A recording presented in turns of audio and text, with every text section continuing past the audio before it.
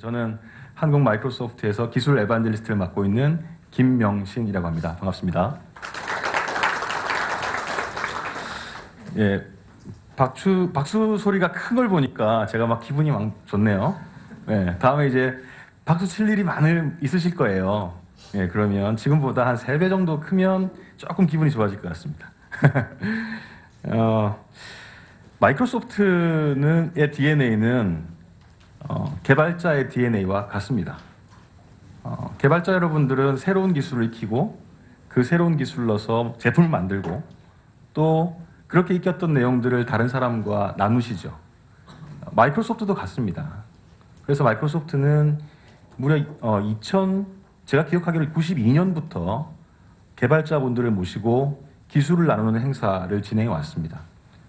거의 4반세기 동안 거의 빠짐없이 진행이 되었는데요. 처음에는 윈3이 프로페셔널 디벨로퍼 컨퍼런스, PDC라고 불리는 행사였고요.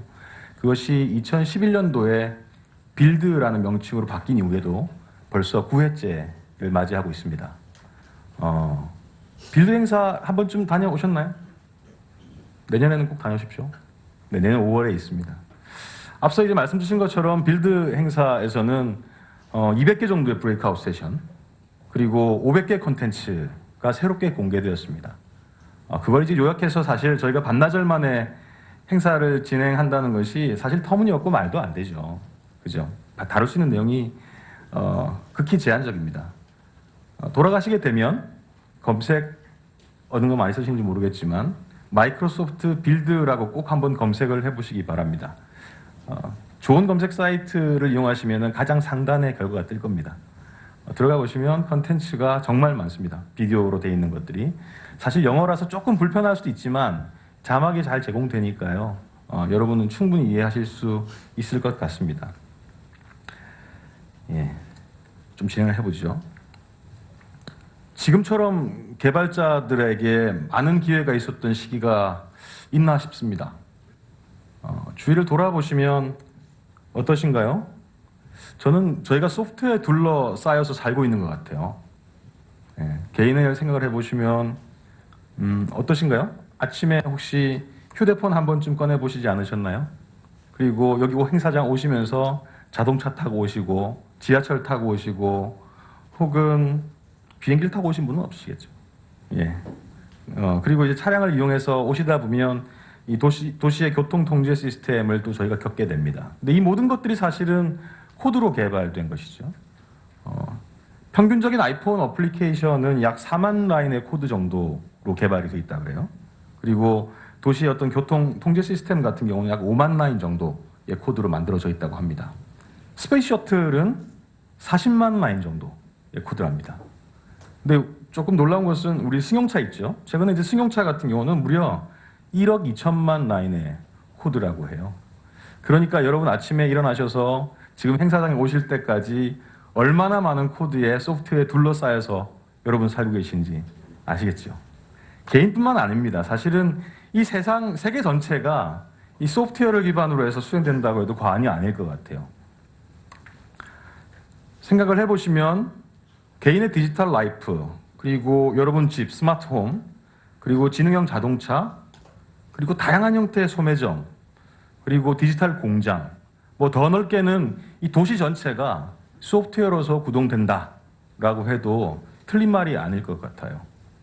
그렇게 느끼시나요? 네, 소프트웨어 개발자들에게 지금처럼 많은 기회가 있을지 모르겠습니다.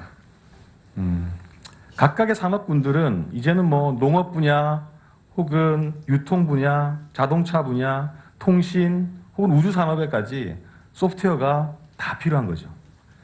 또 이제 게다가 이렇게 IT나 소프트웨어가 중요하다 보니까 회사 내에서 소프트웨어를 개발하실 수 있는 개발자를 모시는 게 너무 힘들고 어렵기도 하다고 합니다. 최근에는 보면 이제 개발자를 저에게도 찾아달라고 하시는 분이 정말 많거든요. 예, 그래서 취직 걱정 안 하셔도 될 것 같습니다. 우리나라에 개발자가 몇 분 정도 계실까요? 짐작되시나요? 정확한 통계 정보는 아닌데요. 대충 우리나라의 개발자라고 이름 붙여진 사람이 약 13만에서 15만 정도 이렇게 오간다고 해요. 그 수가 큰지 작은지 잘 감은 않으시죠. 근데 13, 15만 중에 정말 코드를 개발하시는 분 있죠. 그것이 뭐 C샵이든 뭐 혹은 파이썬이든 자바든 개발할 수 있는 분이 약 한 9만 명 정도 된다고 그래요. 9만 명 그러면 많은 것 같습니까? 적은 것 같습니까? 잘 감이 안 오시죠? 그죠? 한 예를 좀 들으면 좀 이해가 편하실 것 같은데요. 우리나라의 의사가 몇 분 정도 되시는지 아십니까? 우리나라 의사가 한 10만 명 정도 된다고 합니다. 그러니까 우리나라 개발자의 수가 의사보다 작아요. 네. 더 놀라운 건 뭔지 아십니까? 그 의사에 치과 의사하고 한의사는 빠져 있습니다. 네. 여러분들이 어느 회사에 지금 속해 계시는 것과 상관없이 여러분이 정말 회사 내에서 중책을 맡고 계시다는 것을 좀 알아주셨으면 좋겠습니다. 그리고 그 옆에 있는 동료분들도 마찬가지 지금 처음 뵙는 분도 많이 있겠지만 옆에 계신 분 혹은 앞에 계신 분 전부 다 우리나라 소프트웨어 산업을 이끌고 나가시는 정말 중요한 분이세요. 그런 의미에서 그냥 저희끼리 박수 한번 치고 시작하죠.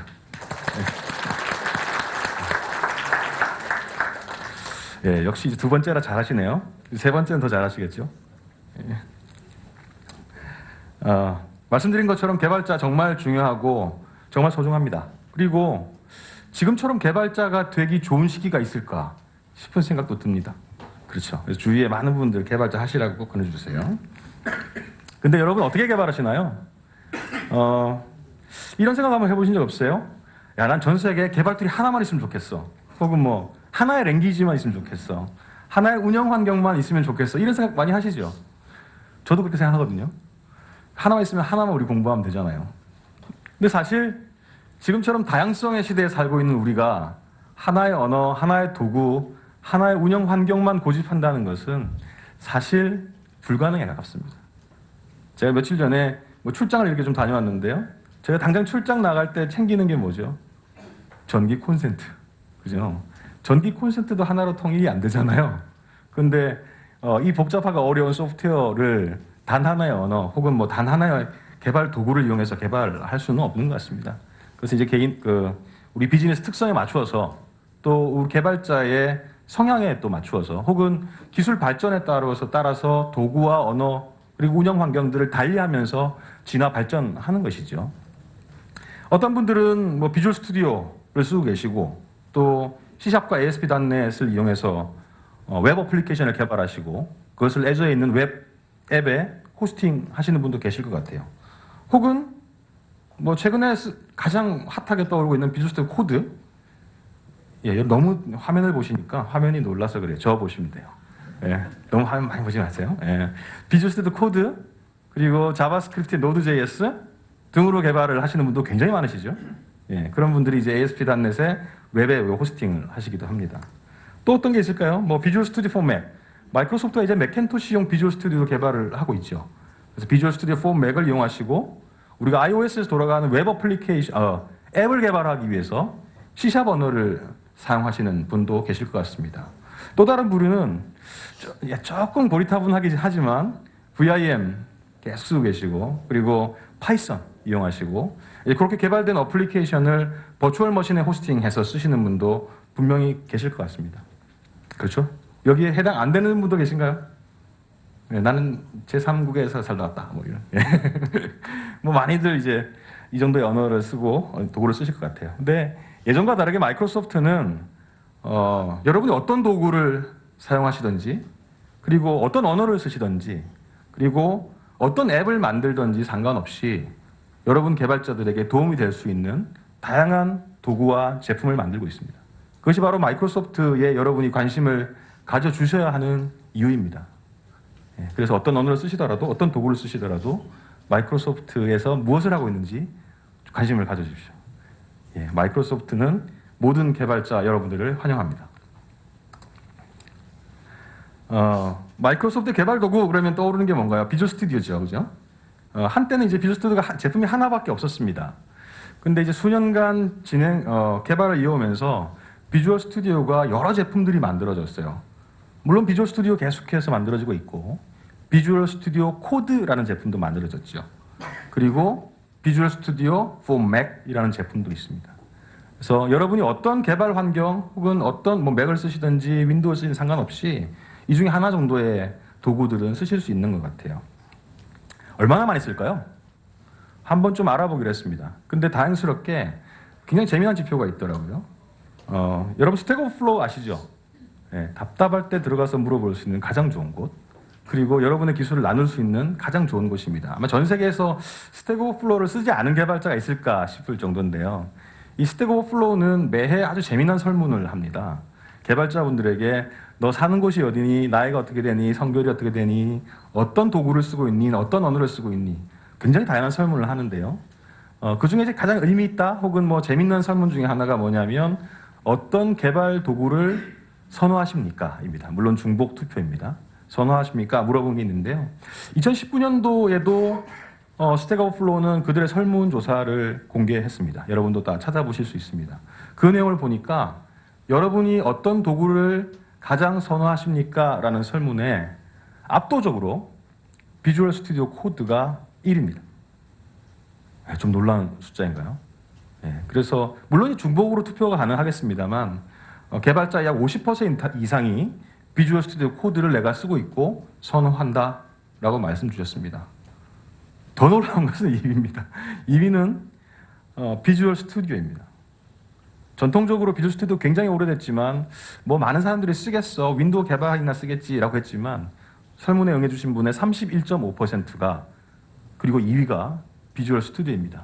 이 정도면 아마 비주얼 스튜디오를 쓰지 않는 사람이 좀 이상하다라고 생각을 해도 틀리지 않은 것 같다는 생각이 좀 드는데요. 그렇지 않으신가요? 네, 전혀 동의 안 하시죠. 올 4월에도 비주얼 스튜디오가 새로운 제품 출시됐습니다. 요즘은 거의 뭐 한 2년 단위로 제품이 나오는 것 같고 그리고 3, 4개월 단위로 계속해서 업데이트가 나오기도 합니다. 비주얼 스튜디오 2019 올 4월에 출시됐는데 여러분 다 쓰고 계시잖아요. 비주얼 스튜디오 2019. 하지만 요즘 몇 분은 아직 안 써보신 분도 계실 것 같고 비주얼 스튜디오 2019가 뭐가 개선된 거야? 혹은 비주얼 스튜디오 코드 잘 모르겠는데? 라고 하시는 분이 혹시 한두 분 계실까 봐 저희가 굉장히 소중한 분을 모셨습니다. 테오라고 들어보셨나요? 좀 이제 나이가 있으신 분들은 아실 수 있는데 한국 마이크로소프트에서 에반젤리스트를 맡고 계시고 누구보다 비주얼 스튜디오 전문가라고 자칭 말씀드릴 수 있는 김태영 마이크로소프트 에반젤리스트를 모시고 비주얼 스튜디오 2019와 비주얼 스튜디오 코드의 새로운 기능들을 한번 살펴보도록 하겠습니다. 예, 큰 박수로 환영해 주십시오.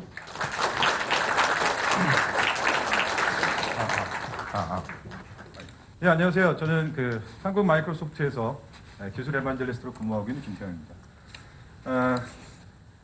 흥미가 많이 있지 않으실 수 있겠지만 제가 이제 비주얼 스튜디오 2019의 좀 재미난 기능들을 조금만 좀 가장 재미있는 것만 추려왔으니까요. 잠시 보시면 재미있을 것 같아요. 2019 혹시 설치해서 사용하고 계신 분 계신가요? 코드 말고요. 비주얼 스튜디오. 네, 되게 많죠. 딱 봐도. 방송으로 보시는 분들이 오해하실까 봐 그랬는데 되게 많이 손을 들었습니다. 한국 사람들 세미나에서 이렇게 많이 들기 쉽지 않아요. 화면 전환을 제가 해야 되죠. 네, 지금 이제 비주얼 스튜디오 2019이고요. 사실 2017하고 그냥 외향으로는 크게 달라진 것처럼 보이지 않을 수 있습니다. 하지만 이제 비주얼 스튜디오를 처음 런치하게 되면 보이는 것 중에 하나가 GitHub이나 혹은 애저 데브옵스에 있는 리포를 바로 클론해가지고 바로 개발을 시작할 수 있는 그런 기능이 새로 추가가 됐어요. 그래서 제가 오늘 데모용으로 만들어 놓은 리포 하나를 리포의 URL을 복사를 해서 제가 비주얼 스튜디오에서 바로 시작을 좀 해보도록 하겠습니다. 주소를 바로 입력을 하고 클론을 해서 크리에이트를 한번 시작을 좀 해보도록 할게요. 지금 이제 GitHub의 리포에서 소스를 다 다운로드를 받고 있고요. 그 모습들은 현재 로딩이 되고 있는 것을 볼 수가 있습니다. 지금 스위치비에서 제가 솔루션을 로드를 할 건데요. 여러분들이 보실 때에는 지금 화면이 좀 메뉴가 좀 잘 안 보이시죠? 일부러 의도적으로 그렇게 해놨어요. 비주얼 스튜디오 2019의 가장 좀 재미난 기능 중에 하나는 이 상단에 보이는 이 서치, 한 번도 이용하지 않은 이 서치, 여기다가 원하는 것들을 입력을 하면 거의 대부분 쉽게 액세스가 가능하다라는 건데요. 일단 저는 폰트라고 한번 쳐보겠습니다. 그리고 엔터를 치게 되면 쉽게 폰트를 변경할 수 있는 창이 나오고요. 저는 여기서 지금 보여지는 화면을 조금 보기 편하게 해상도를 좀 높여볼게요. 이제 아까보다 좀 나아진 것 같아요. 보여드린 김에 여기서 몇 가지를 좀 더 보여드리도록 하겠습니다. 만약에 제가 솔루션 탐색기가 현재 보이지 않는 상황이라고 하게 되면 물론 솔루션 탐색기를 선택해도 되지만 여기다가 솔루션 탐색기라고 쳐도 되는데요. 솔 한 칸 띄고 탐색 XP라고 해도 이렇게 자기가 알아서 지능적으로 찾아주는 것을 볼 수가 있습니다. 그리고 빌드를 하고 싶어도 마찬가지로 솔만 쳐도 두 번째 빌드 솔루션이 있어서 빌드도 수행할 수 있고요. 이런 식으로 되게 쉽게 원하는 것들을 찾아서 활용할 수 있다는 것이죠. 지금 저는 몇 가지 샘플 코드를 좀 작성을 했는데요. 코드를 좀 보면서 계속 설명을 좀 드리도록 하겠습니다. 데모를 위해서 저는 도그라고 하는 클래스를 하나 만들었어요. 도그 클래스가 갖고 있는 메소드는 뭐 나머지는 모르겠고 먹는 거 주로 이렇게 되어져 있습니다. 먹는 거. 그래서 아침 먹기, 점심 먹기, 저녁 먹기, 그리고 실제 얘네들이 활용하는 이트라는 이런 이제 메소드까지 이제 만들어 놨어요. 이렇게 막 코드를 작성하다 보면 애초에 우리가 그런 생각을 하게 되죠. 클래스를 처음 만들 때 인터페이스부터 만들고 시작했으면 좋았을 텐데 내가 너무 바쁘다 보니 삶이 팍팍해서 깜빡했네. 그리고 이제 다시 인터페이스를 만들려고 하면 좀 피곤하죠. 그래서 2019에서는 바로 앞에 이 노란 저 삽질인가요? 쟤를 누르면 이 앞에 나와주는 힌트를 주는 친구를 보면 이렇게 Extract Interface라는 메뉴가 나와서 제 삽질을 대신해 주게 되죠. 그래서 얘를 누르게 되면 현재 클래스를 기준으로 어떤 인터페이스를 만들 거냐고 물어보게 되고요. iAnimal이라는 이름으로 새로운 파일로 만들겠다라고 하게 되면 바로 인터페이스가 이쪽에 이렇게 생성되는 걸 볼 수가 있습니다. 네, 그렇죠. 첫 번째는 우화를 하지 않아요. 자, 이제 제가 iAnimal이라고 하는 인터페이스를 만들었으니까 도구 클래스는 있고 도구가 있으면 캣이 있어야 되죠. 그래야 세상이 평화로워져요. 자, 클래스를 추가하는 방법은 되게 많습니다만 역시나 마찬가지로 위에 검색창에다가 제가 add class라고 치게 되면 CL까지만 쳐도 add class 창이 뜨게 되고요. 저는 그냥 캣이라고 치고 엔터를 치게 되면 캣 클래스가 만들어지게 되죠. 여기서도 물론 저의 삽질을 대신해주는 노란 전구를 눌러서 현재 인터페이스를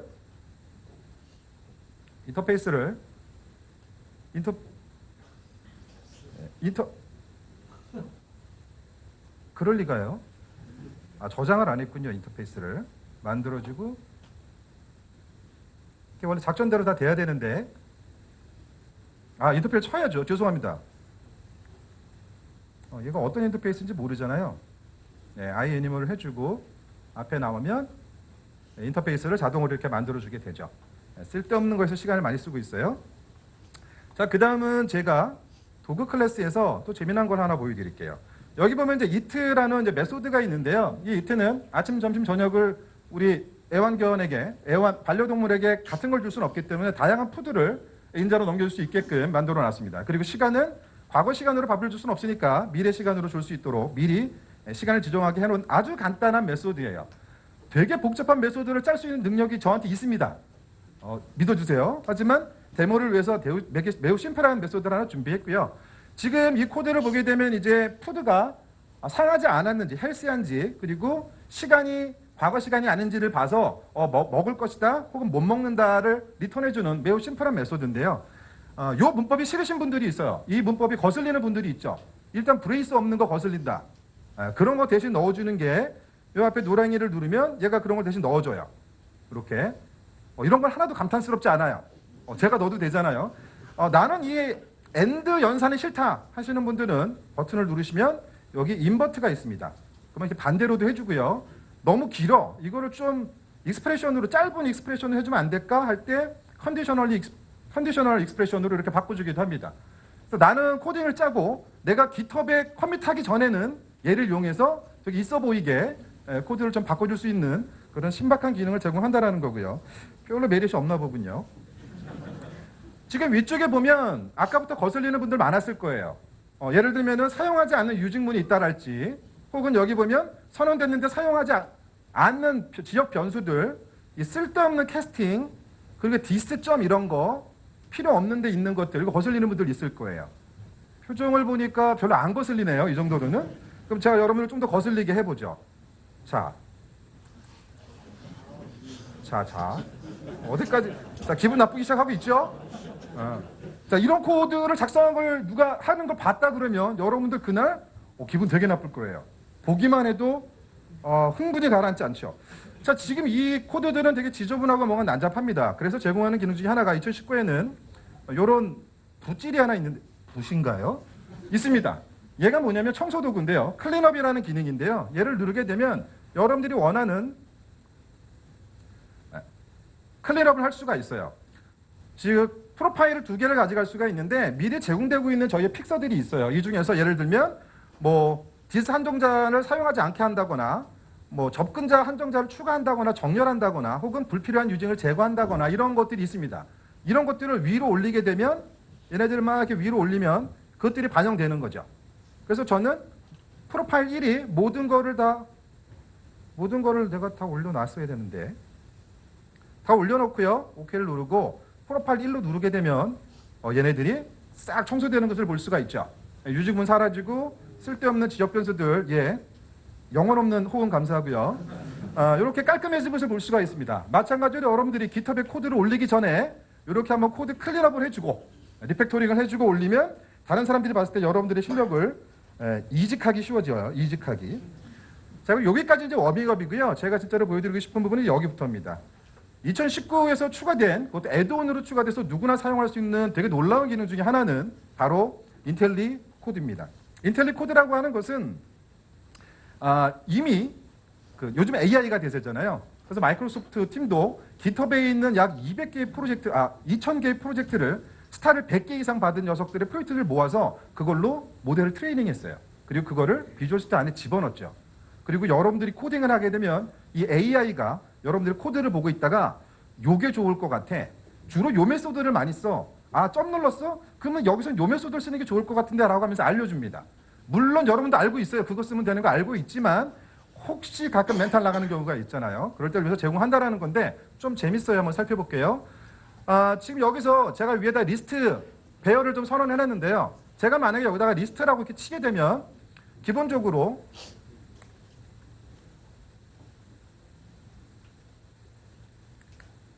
자, 예, 잠깐 시간이 걸렸어요. 예, 모델이 워밍업하는데 시간이 걸리고요. 지금 리스트라는 이 배열에는 이 별표가 보이는 것들 보이시죠? 별표가 보이는 이 메소드가 가장 현재 상황에서 가장 많이 호출되는 메소드다라고 보여지는 것들입니다. 예를 들면 add, count, clear 이런 것들이 있어요. 그런데 만약에 제가 이 for if문 안에서 리스트 점을 누르게 되면 이제는 count가 가장 많이 여기서 사용될 만한 속성이다라고 알려준다라는 거죠. 놀랍지 않으세요? 그렇죠. 안 놀라워요. 이 정도로 우리는 놀라우면 안 돼요. 기계한테 질 수는 없죠. 하지만 요거는 좀 재밌습니다. 제가 위에 문자를 str1, str2, str3를 선언해 놨고요. 여기서 이제 문자를 리플레이스를 하고 있어요. 다음번에 제가 리플레이스 할 거는 str2인데 얘는 2를 누르면 지금 너는 리플레이스를 할 거라는 걸 알고 예상했다는 듯이 리플레이스가 제일 먼저 올라오는 것을 볼 수가 있습니다. 목록상에. 저는 이렇게 엔터를 치고 계속 작업을 해나가면 되는 거죠. 근데 만약에 제가 요 밑에 다 로어를 바꾸고 있는 상황에서 한다면 이번에는 to 로어가 마찬가지로 나타나게 된다는 거죠. 이걸 저 컨텍스트 어웨어라고 얘기를 하는데요. 지금 내가 작성하고 있는 컨텍스트를 AI가 인식을 해서 너는 이제 요 메소드를 호출할 것이야. 마치 마이너리 리포트 같은 느낌인 거죠. 너는 이걸 하게 돼 있어. 뭐 이런 걸 좀 보여준다라는 겁니다. 그러면 우리의 생산성들이 좀 올라갈 수 있다라는 거죠. 그리고 만약에 여러분들이 코드를 많이 작성을 하고 협업을 해서 우리 팀만의 어떤 코딩 패턴이랄지 이런 것들이 막 녹여지겠죠. 이제 여기에 막 녹여지게 되면 지금은 뭐 옆에 클래스가 몇 개 없습니다만 클래스가 몇백 개가 되고 라이브러리가 몇백 개가 됐다. 그럼 우리가 주로 코딩했던 패턴을 AI로 트레이닝 시켜서 우리 팀에 심하고 쉐어하고 싶다 할 수가 있겠죠. 그걸 위해서 여기 보면 뷰에 어더 윈도우에 가면 네. 이쪽 확인을 못했네요. 제가 애드온을 지금 설치하는 걸 누락을 했는데요. 이쪽에 인텔리 코드 생성기가 있습니다. 그러면은 그걸 누르게 되면 별도의 창이 떠서 거기서 현재 프로젝트를 모델링 할 수 있게끔 하고요. 만들어진 트레이닝된 모델을 다른 동료들하고 공유할 수 있도록 URL을 알려주게 돼요. 그러면 그걸 통해서 다운로드 받은 동료들은 비주얼 스튜디오 내에서 그 훈련된 트레이닝된 모델을 가지고 AI를 체험할 수 있는 거죠. 지금 보여드리는 거는 기본적으로 비주얼 스튜디오가 설치된 모든 데서 활용이 가능하고 팀 협업은 추가적인 트레이닝을 통해서 가능하다는 겁니다. 물론 트레이닝 하는데 시간이 좀 많이 걸릴 수 있어요. 그렇습니다. 자, 다음 데모는 마지막 데모이기도 한데요. 이번 데모는 뜬금없이 제가 운영하고 있는, 잘 모르시겠지만 제가 20년째 운영하는 사이트가 있기는 해요. 아무도 안 들어오긴 합니다. 요즘은 태우 사이트의 그 모바일 강좌 뷰어라는 사이트를 뜬금없이 제가 지금 여기서 개발을 좀 해보려고 합니다. 에러가 좀 나고 있는데 양해를 구하고 제가 지금 데모를 좀 해볼 거예요. 제가 갑자기 이걸 하는지 왜 하는지 이해가 안 가시겠지만 일단 한번 해볼게요. 일단 보여드리고 싶은 간단하게 설명을 드리면 지금 제가 개발하고 있는 사이트인데요. 강좌 사이트다 보니까 강좌 사이트의 제일 첫 번째에는 최근에 올라온 강좌 목록들이 이렇게 나와야 됩니다. 기본적인 정보를 가지고. 그래서 그거를 제가 웹 API로 만들어 놨고요. 에이스판의 코어로 만들었어요. 그리고 그 메소드는 지금 보이는 것처럼 일단 화면 뜨는 걸 좀 먼저 보고 말씀을 드릴게요. 지금 이런 에러가 난다라는 거예요. 여러분도 같이 힘을 모아서 해결하게 도와주시면 좋을 것 같아요. 이게 볼품없는 강좌 사이트입니다. 지금 왼쪽에 메뉴 목록은 나왔는데 이쪽에 지금 강좌 목록이 안 나오고 있어요. 바로 이 녀석이 문제라는 거예요. 문제가 막 같이 고민이 되시죠? 네, 그래요. 우린 개발자니까요. 그래서 그 컬럼의 이름은 이제 get column new라는 거고, 얘는 기본적으로는 여기 있는 것처럼 10개의 컬럼을 가져오게 제가 하드코드를 해놨어요. 그러면 안 되는데 해놓은 거예요. 그리고 이 메소드를 10개를 데이터베이스에서 갖고 와서 제이손으로 반환하는 그런 메소드를 만들어 놨는데, 당연하게도 이 친구에 대한 단위 테스트도 제가 이렇게 만들어 놨죠. 단위 테스트 메소드도 여기 이렇게 있습니다. 그러다 보니 기본적으로 비주얼 스튜디오 2019 엔터프라이즈 제공하는 라이브 유닛 테스팅이라는 게 있어요. 지금 얘네들은 단위 테스트가 되고 있기 때문에 제가 만약에 이 고정값인 디버깅 때문에 그러네요. 잠시만요. 디버깅을 끄고요. 얘를 10을 5로 만약에 바꾸게 되면 제가 지금 놀라운 실수를 했어요. 5를 누른다라는 걸 F5를 눌렀죠. 자, 예. 디버깅을 멈추고요. 자, 이걸 5로 바꾸고 제가 저장을 할게요. 그러면 재밌게도 저는 그냥 바꾼 거밖에 없는데 자기가 스스로 실시간으로 유닛 테스트를 수행을 해서 테스트가 에러 났다고 알려줍니다. 바꾸지 말아야 될 걸 바꾼 거고 테스트가 잘 동작했다라는 걸 알 수가 있죠. 요거는 이제 원래대로 되돌릴 거예요. 자, 그러면 또 마찬가지로 얘는 자기가 또 유닛 테스트를 수행해서 이번에 이제 아름답게도 이제 그린이 옆에 뜨는 걸 볼 수가 있죠. 문제는 지금 이제부터죠. 저는 이제 아무리 여기서 지금 코드를 살펴보아도 별 문제가 있어 보이지가 않아요. 그래서 뭐 제 능력은 여기까지인 것 같고 해서 좀 도움이 필요합니다. 혹시 여러분들 중에 이 코드를 개선해 줄 수 있는 능력을 가지신 분이 갑자기 나오실 리가 없기 때문에 진짜 연기 못하죠. 제가 개발하기 참 잘했어요. 그래서 지인한테 좀 도움을 요청해 볼게요. 김명신 부장님 혹시 계신가요? 네. 연기가 이 모양이에요 지금. 네. 예. 명신 부장님, 제가 지금 사이트가 제대로 안 나오는 좀 문제가 있는데요. 멀어서 오시지 못할 것 같았는데 오시긴 했는데 하여튼 원격에서 좀 도와주시겠어요? 아니 제가 너무 멀어서 갈 네, 수가 안 보여요, 없어요. 그치? 예. 우린 연기 안 하길 잘했어요. 근데 제가 어떻게 도와드리면 될까요? 제가 라이브 쉐어를 요청을 드릴게요. 한번 라이브 쉐어를 요청을 드릴 테니까 그걸로 들어와서 좀 도와주세요. 네. 지금 비주얼 스튜디오 2019의 오른쪽 위에 보면 이렇게 라이브 쉐어라는 게 있습니다. 얘를 한번 눌러볼게요. 라이브 쉐어를 누르게 되면 제 비주얼 스튜디오의 개발 환경을 다른 개발팀 동료와 원격으로 쉐어를 할 수가 있어요. 그리고 그분이 제 비주얼 스튜디오든 비주얼 스튜디오 코드를 들어와서 같이 작업을 할 수 있게 되는데요. 지금 쉐어링이 됐고요. 쉐어된 이 경로를 제가 카피를 해서 명신 부장에게 전달을 해보도록 하겠습니다.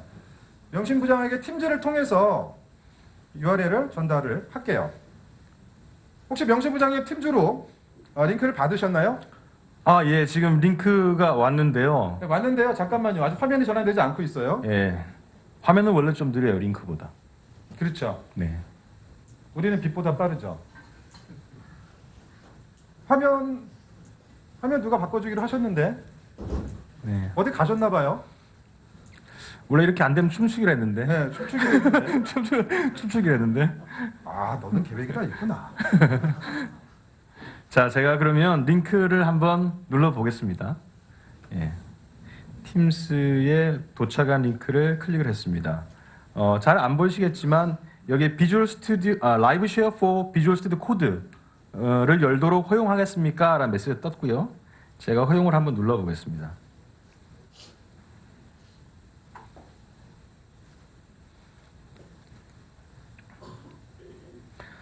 네, 지금 비주얼 스튜디오 코드가 열렸습니다. 그리고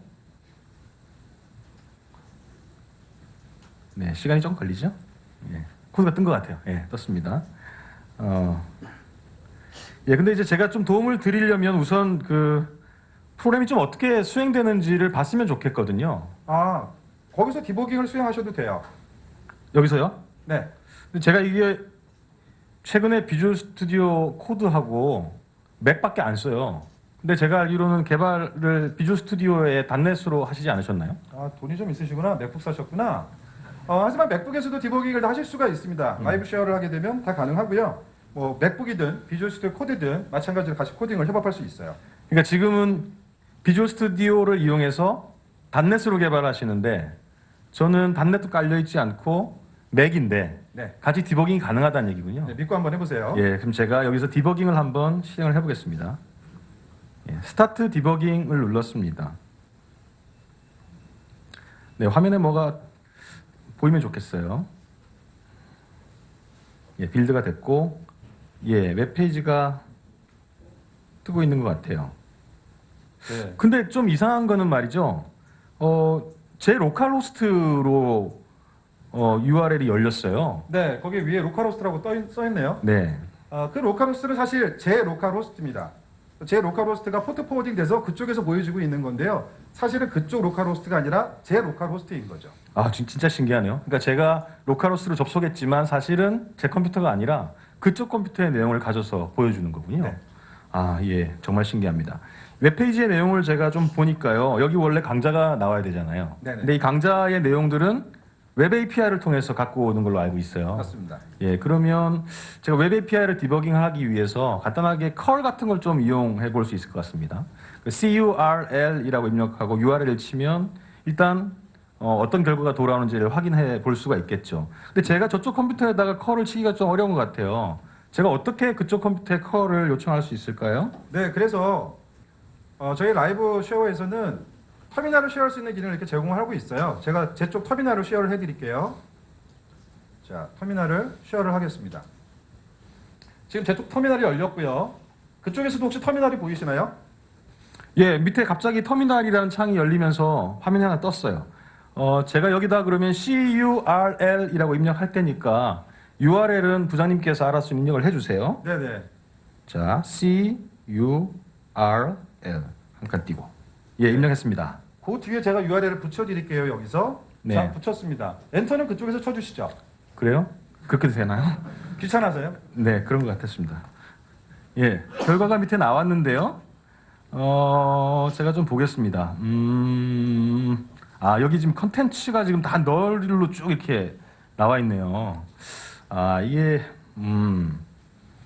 아는 체를 해야 되는데 어떻게 해야 될지 모르겠네요. 근데 제가 이게 코드가 너무 길잖아요. 네네네. 근데 디버깅 해보셨을 거 아니에요. 해봤죠. 그러니까 어떤 메소드가 문제인 것 같으세요? 문제로 예측되는 부분이 이제 요쪽인데요. 요쪽으로 제가 포인터를 드릴게요.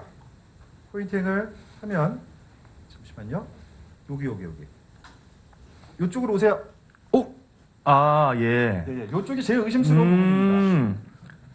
누르면 탁 오네요, 그죠? 네, 딱 오죠, 신기합니다. 딱 오죠. 예. 함수 아까 보시던 그거군요. 네, 그겁니다. 그러면 제가 요거를 좀 디버깅을 좀 해봤으면 좋겠거든요. 우선 비주얼 코드에서 브레이크 포인트를 좀 이렇게 찍고요. 그리고 아까 로드되었던 웹 페이지를 새로 고침을 한번 해보겠습니다. 예, 브레이크 포인트가 찍혔어요. 한 번 정도 더 진행을 해보겠습니다. 예, 진행을 하고 이 리스트 I가 좀 의심스럽거든요. 이게 원격임에도 불구하고 왼쪽에 이렇게 변수 내용들이 쭉 나오고 콜 스택도 나오고 마치 로컬에서 디버깅하는 것과 거의 같은 환경을 제공해 주는 것 같습니다. 여기에 리스트가 여기 있고요. 로우 뷰. 네. 아는 척을 좀 해야 되기 때문에 이 아이템스. 예. 여기 널이 이렇게 바뀌는군요. 한 번만 더 진행을 해볼게요. 네, 또 이렇게 진행이 바뀌었네요. 제가 생각할 때는 요 리스트 뒤에 할당문이 좀 문제가 되는 것 같아요. 점을 눌렀더니 이렇게 인텔리전스도 되네요. 여기를 컨텐트라고 바꾸면 어떨까 싶습니다. 네, 이렇게 바꿨습니다. 제가 이제 다시 디버깅을 한번 해보겠습니다. 디버깅을 브레이크 포인트를 풀고요. 진행을 하겠습니다. 예. 아, 예. 오 마이 갓. 예. 성공적으로 수정이 된 것 같습니다. 아, 감사합니다. 우리 뭐 마지막 멘트 해야 되지 않나요? 즐거워하세요? 즐거하세요.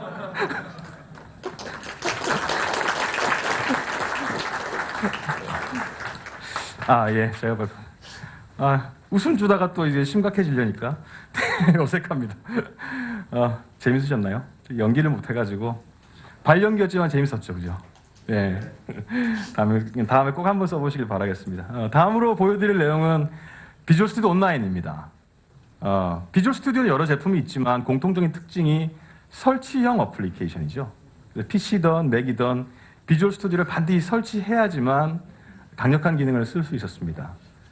그런데 간혹은 내 컴퓨터에 비주얼 스튜디오 설치하지 않고 좀 코드를 바라보기도 하고 또 내용을 디버깅 해보고 싶을 때도 있습니다. 그죠? 혹은 전혀 비주얼 스튜디오 설치할 수 없는 환경도 있죠. 예를 들면 뭐 아이패드를 쓰신다든지 혹은 너무 급해서 내가 휴대폰에서 지하철로 좀 코드를 고쳐야 되겠지. 그런 일이 없길 바랍니다만 있을 수 있죠. 그래서 마이크로소프트가 브라우저에서 돌아가는 비주얼 스튜디오를 만들었습니다. 예, 그것이 바로 비주얼 스튜디오 온라인입니다. 예, 비주얼 스튜디오 온라인을 쓰시면 브라우저만 있으면 수행이 가능하고요. 그리고 기존의 비주얼 스튜디오의 프로젝트 타입이나 비주얼 스튜디오 코드의 워크스페이스를 그대로 지원합니다. 우측에 보이시는 건 지금 동영상으로 나오는 게 이 코드 비주얼 스튜디오 온라인의 동작 방식인데요. 빌드에서 소개가 되긴 했습니다. 그래서 제가 그가 한 달 동안 매일매일 접속해서 동작하는지 봤어요. 근데 오늘 오전까지 확인해 본 바로는 아직까지 저희가 쓸 수는 없는 것 같습니다. 그래서 아마 집에 돌아가서 또 한번 해보시면 좋겠고요. 링크는 online.visualstudio.com입니다. 혹시 모르니까 신이 도우신다면 갑자기 될 수도 있어요. 한번 쳐볼게요. 온라인. 예. 뭔가 되는 듯해요. 하지만 안 됩니다. 근데 아마 며칠 후일이 지나면 여기서 이제 비주얼 스튜디오 코드 온라인을 살펴보실 수 있을 것 같습니다. 굉장히 좋은 기능인 것 같아요. 그래서 예전에 사실 비주얼 스튜디오 온라인은 지금 애저 데브옵스라고 불리우는 제품을 그렇게 불렀었죠. 근데 이름을 뺏어왔습니다. 마이크로소프트에서 이렇게 이름이 바뀐 경우가 딱 두 번 있는데요. 첫 번째가 뭔지 아십니까? 서피스입니다. 예. 서피스가 예전에 테이블 PC를 저희 서피스라고 불렀는데 지금은 서피스 하드웨어 제품군으로 이름이 좀 바뀌었죠. 용도가 바뀌었죠. 비주얼 스튜디오 온라인도 이제는 예전에 조금 어색했던 것 같아요. 근데 이제 진짜 제대로 의미와 그 내용이 일치하도록 잘 맞춰진 것 같습니다. 그래서 여러분 비주얼 스튜디오 온라인 기대해 주시고 저도 기대하고 있겠습니다. 또 다른 제품도 있습니다. 이것은 사실은 개발 도구는 아니고요. 인스톨러입니다. 비주얼 스튜디오 코드 자바팩 인스톨러라는 도구입니다. 우리나라는 자바 개발자들이 꽤 많이 계시죠. 뭐 상대적으로 자바를 쓰시는 분이 굉장히 많은 것 같아요. 근데 제 주위에도 뭐 자바 개발하시는 분들 굉장히 많거든요. 그분들한테 여쭤보면 공통적으로 하시는 얘기가 있습니다. 자바는 설치가 반이야. 네, 공감하시나요? 설치만 잘하면 개발을 할 수 있어. 뭐 이런 얘기를 많이 하시더라고요. 비주얼 스튜디오 코드를 이용해서 사실 자바 개발을 하시는 분도 굉장히 많습니다. 그리고 비주얼 스튜디오 코드는 기본적으로 굉장히 다양한 익스텐션들을 지원하는 형태로 만들어졌잖아요. 인기 있는 그 익스텐션 중에 하나가 바로 자바 익스텐션 팩인데요. 이 자바 익스텐션 팩을 이용하시면 자바 어플리케이션을 개발하는데 좀 더 편리합니다.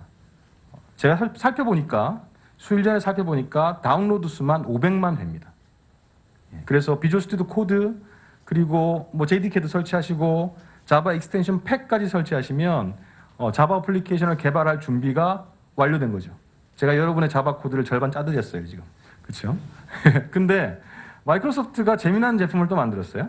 비주얼 스튜디오 코드 자바 팩 인스톨러입니다. 이 링크를 타고 들어가시면 설치 프로그램이 하나 실행이 됩니다. 이 녀석이 하는 일은 뭐냐면 우선 JDK를 설치해 줍니다. 구성도 정해줍니다. 그리고 비주얼 스튜디오 코드도 설치해 줍니다. 그리고 비주얼 스튜디오 코드에 자바 익스텐션 팩까지 설치해 줍니다. 그리고 클래스 패스도 잡아줍니다. 여러분은 그 다음에 그냥 비주얼 스튜디오 코드를 실행하시고 자바 어플리케이션을 개발하시면 됩니다. 예, 그래서 이 링크를 이용하셔서 자바 어플리케이션을 개발하시면 가장 편리하게 개발 환경을 만들고 개발을 하실 수 있을 것 같습니다. 괜찮은 것 같아요. 예. 단넷 얘기를 좀 해볼까요? 2001년도에 단넷이 처음 나왔습니다. 지금 2019년이니까 거의 18년, 19년 정도 된 프레임워크이죠. 그가 이제 17년, 18년 동안 정말 많은 변화가 있었고 단넷 프레임워크도 꾸준히 발전했습니다. 2014년을 기점으로 마이크로소프트가 단넷에 한번 무게중심을 밸런스를 좀 잡았습니다. 첫 번째로 윈도우에서 동작되는 단넷 프레임워크, 그리고 맥이나 리눅스 혹은 윈도우 PC 가릴 것 없이 크로스 플랫폼 개발 도구로서의 단넷 코어, 그리고 안드로이드나 iOS에서 돌아가는 모바일 어플리케이션을 개발하기 위한 자마린과 모노, 이렇게 세 가지의 단넷 구현체가 있었습니다. 그래서 이렇게 정리를 해서 여러분이 만약에 모바일 어플리케이션을 개발하고 싶으시면 자마린과 모노를 이용하시고, 혹은 리눅스나 윈도우에서 돌아가는 어플리케이션을 만드시려면 단넷 코어를 쓰시고, 그리고 윈도우에서 돌아가는 어플리케이션을 만드시려면 단넷 프레임워크를 쓰십시오. 이렇게 얘기를 드렸어요. 근데 참 불편하죠. 2016년도에는 저희가 조금 더 이제 여러분의 편의를 위해서 하나의 레이어를 만들었는데요. 일종의 규격을 만들었는데 그것이 바로 단넷 스탠다드입니다. 앞서 보여드렸던 그 임플리먼테이션에서 문제는 뭐냐면 하나의 클래스를 만들어서 내가 모바일과 크로스 플랫폼과 PC에서 돌아가는 그런 라이브러리를 만들 수 없었다는 것이었죠. 단넷 스탠다드는 각각의 구현체가 그것이 무엇이든 어떤 라이브러리를 구현해야 하는지에 관한 표준을 정한 거죠. 그래서 그 표준을 따르기만 하면 어떤 구현체든 상관없이 어플리케이션을 개발하실 수 있게 되었습니다. 그것이 이제 현재인 것 같습니다. 그래서 단넷 코어가 지금 3.0이 곧 출시 예정이기도 하죠. 보신 분도 계시겠는데 저는 이것을 이제 하나로 합치려고 합니다. 그래서 지금 기존에 있던 단넷 프레임워크 그리고 자마린 모노는 이제 단넷으로 통일됩니다. 이제 코어란 이름도 필요 없겠죠. 그냥 단넷으로 일원화되고요. 그것을 단넷 5라고 부르기로 했습니다. 내년 가을 때쯤 혹은 찬바람 조금 불 때쯤 되면 여러분 아마 단넷 5를 쓰실 수 있을 것 같고요. 이 단넷 5를 쓰시면 여러분이 어떤 어플리케이션을 개발하든지 상관없이 단 하나의 구현체, 단 하나의 런타임을 이용해서 어플리케이션을 개발할 수 있게 될 것 같습니다. 이좀 박수 한번.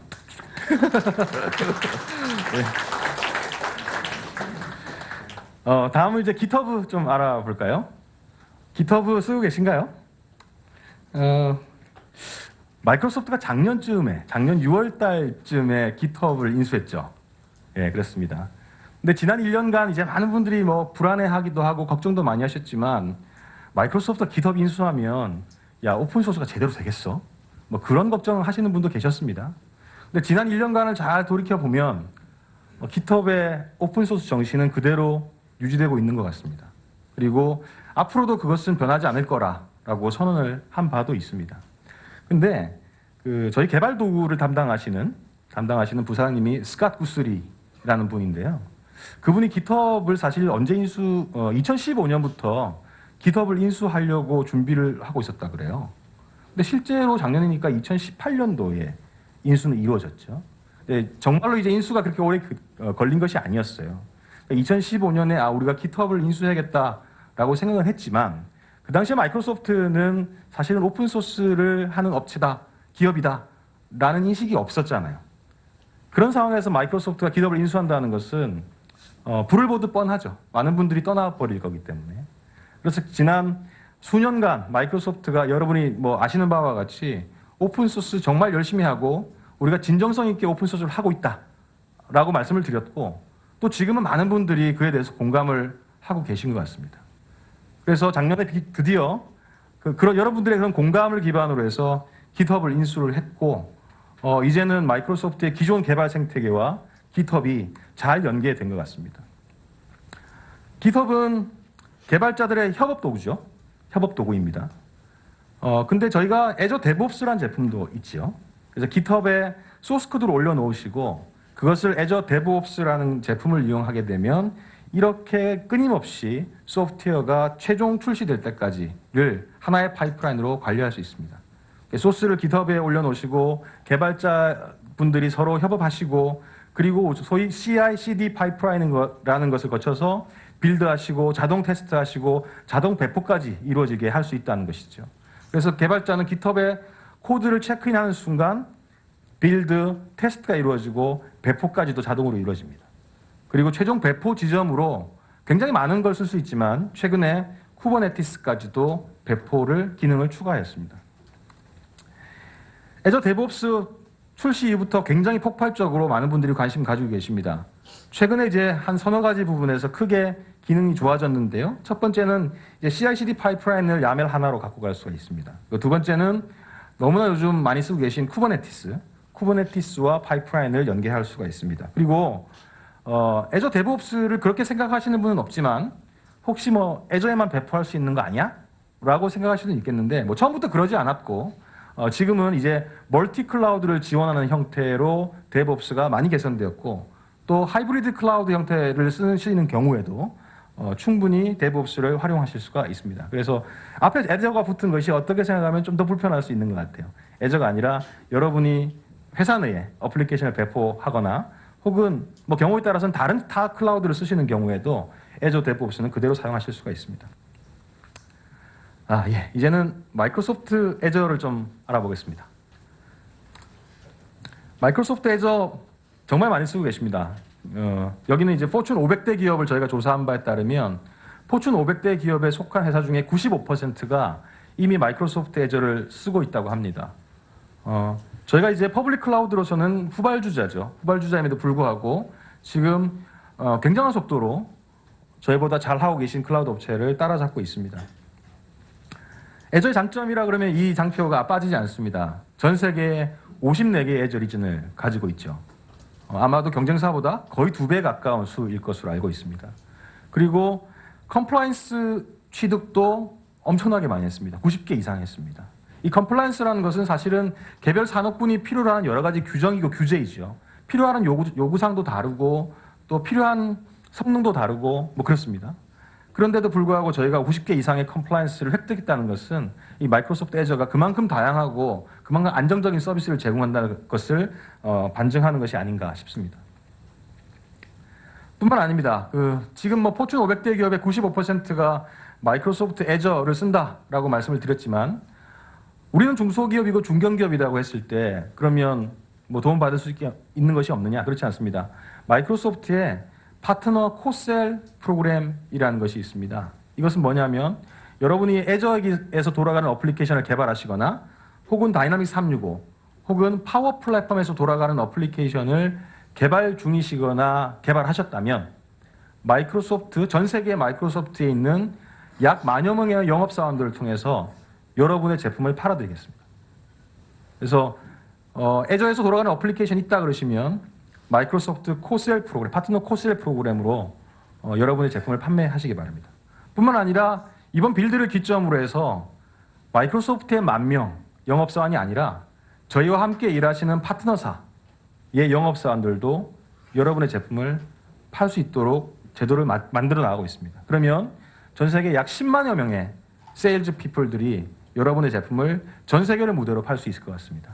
그래서 마이크로소프트의 코셀 프로그램에 대해 관심을 가져주시면 좋겠습니다. 실제로 결과는 이렇습니다. 지난 12개월 동안 이 마이크로소프트의 코셀 프로그램을 통해서 판매한 매출이 약 50억 불이 넘는다고 합니다.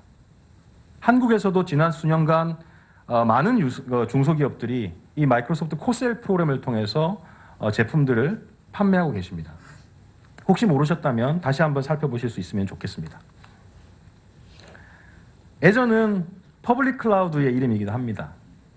뭐 여전히 그렇게 알려져 있죠. 하지만 애저는 클라우드뿐만 아니라 엣지 디바이스에서도 동작하는 여러 가지 제품을 만들고 있습니다. 엣지 디바이스라고 하면 여러분이 쓰시는 컴퓨터, 모바일 디바이스, 그리고 센서만 가진 디바이스 등 뭐 혹은 PC도 자동차도 될 수 있고요. 소프트웨어를 수행할 수 있는 모든 제품들을 엣지라고 부르죠.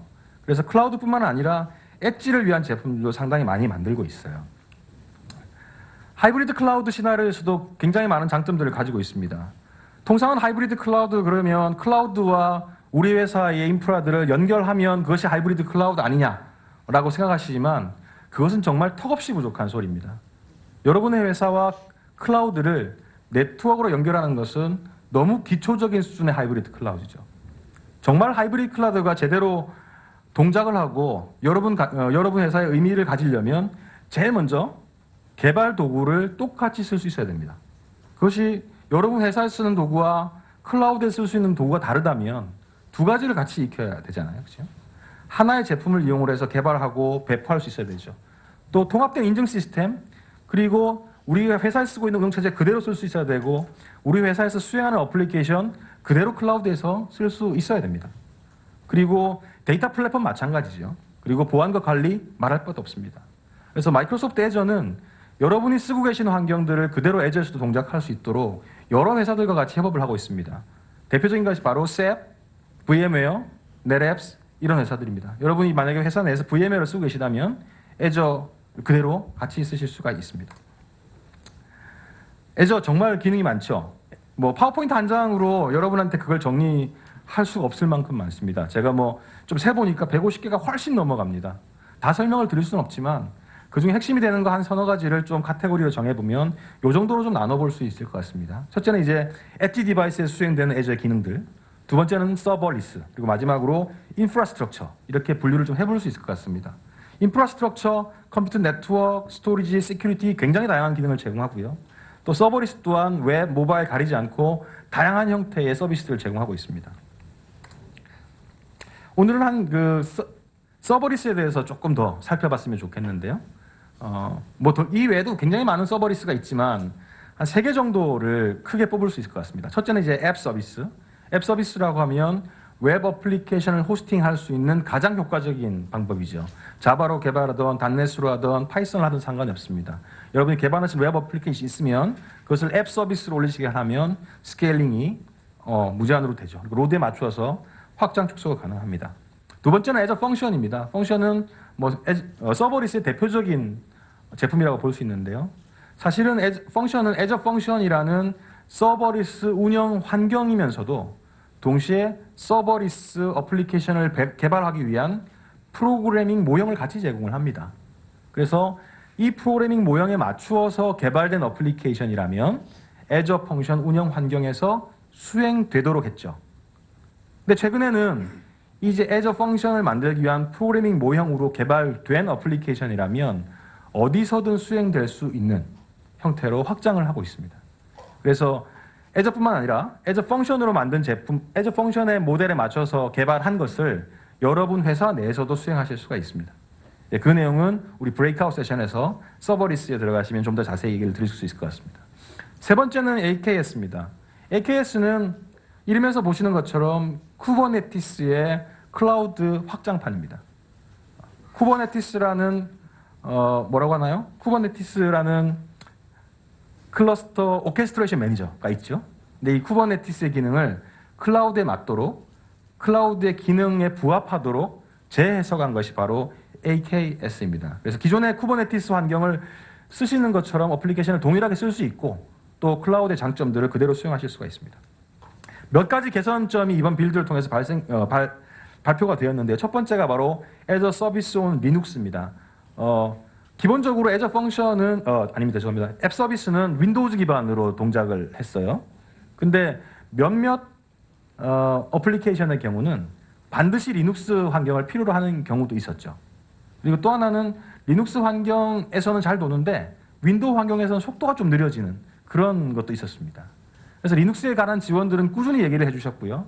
최근에 Azure App Service on Linux라고 해서 이제 리눅스를 기반으로 앱 서비스를 수행할 수 있는 환경이 새롭게 추가되었습니다.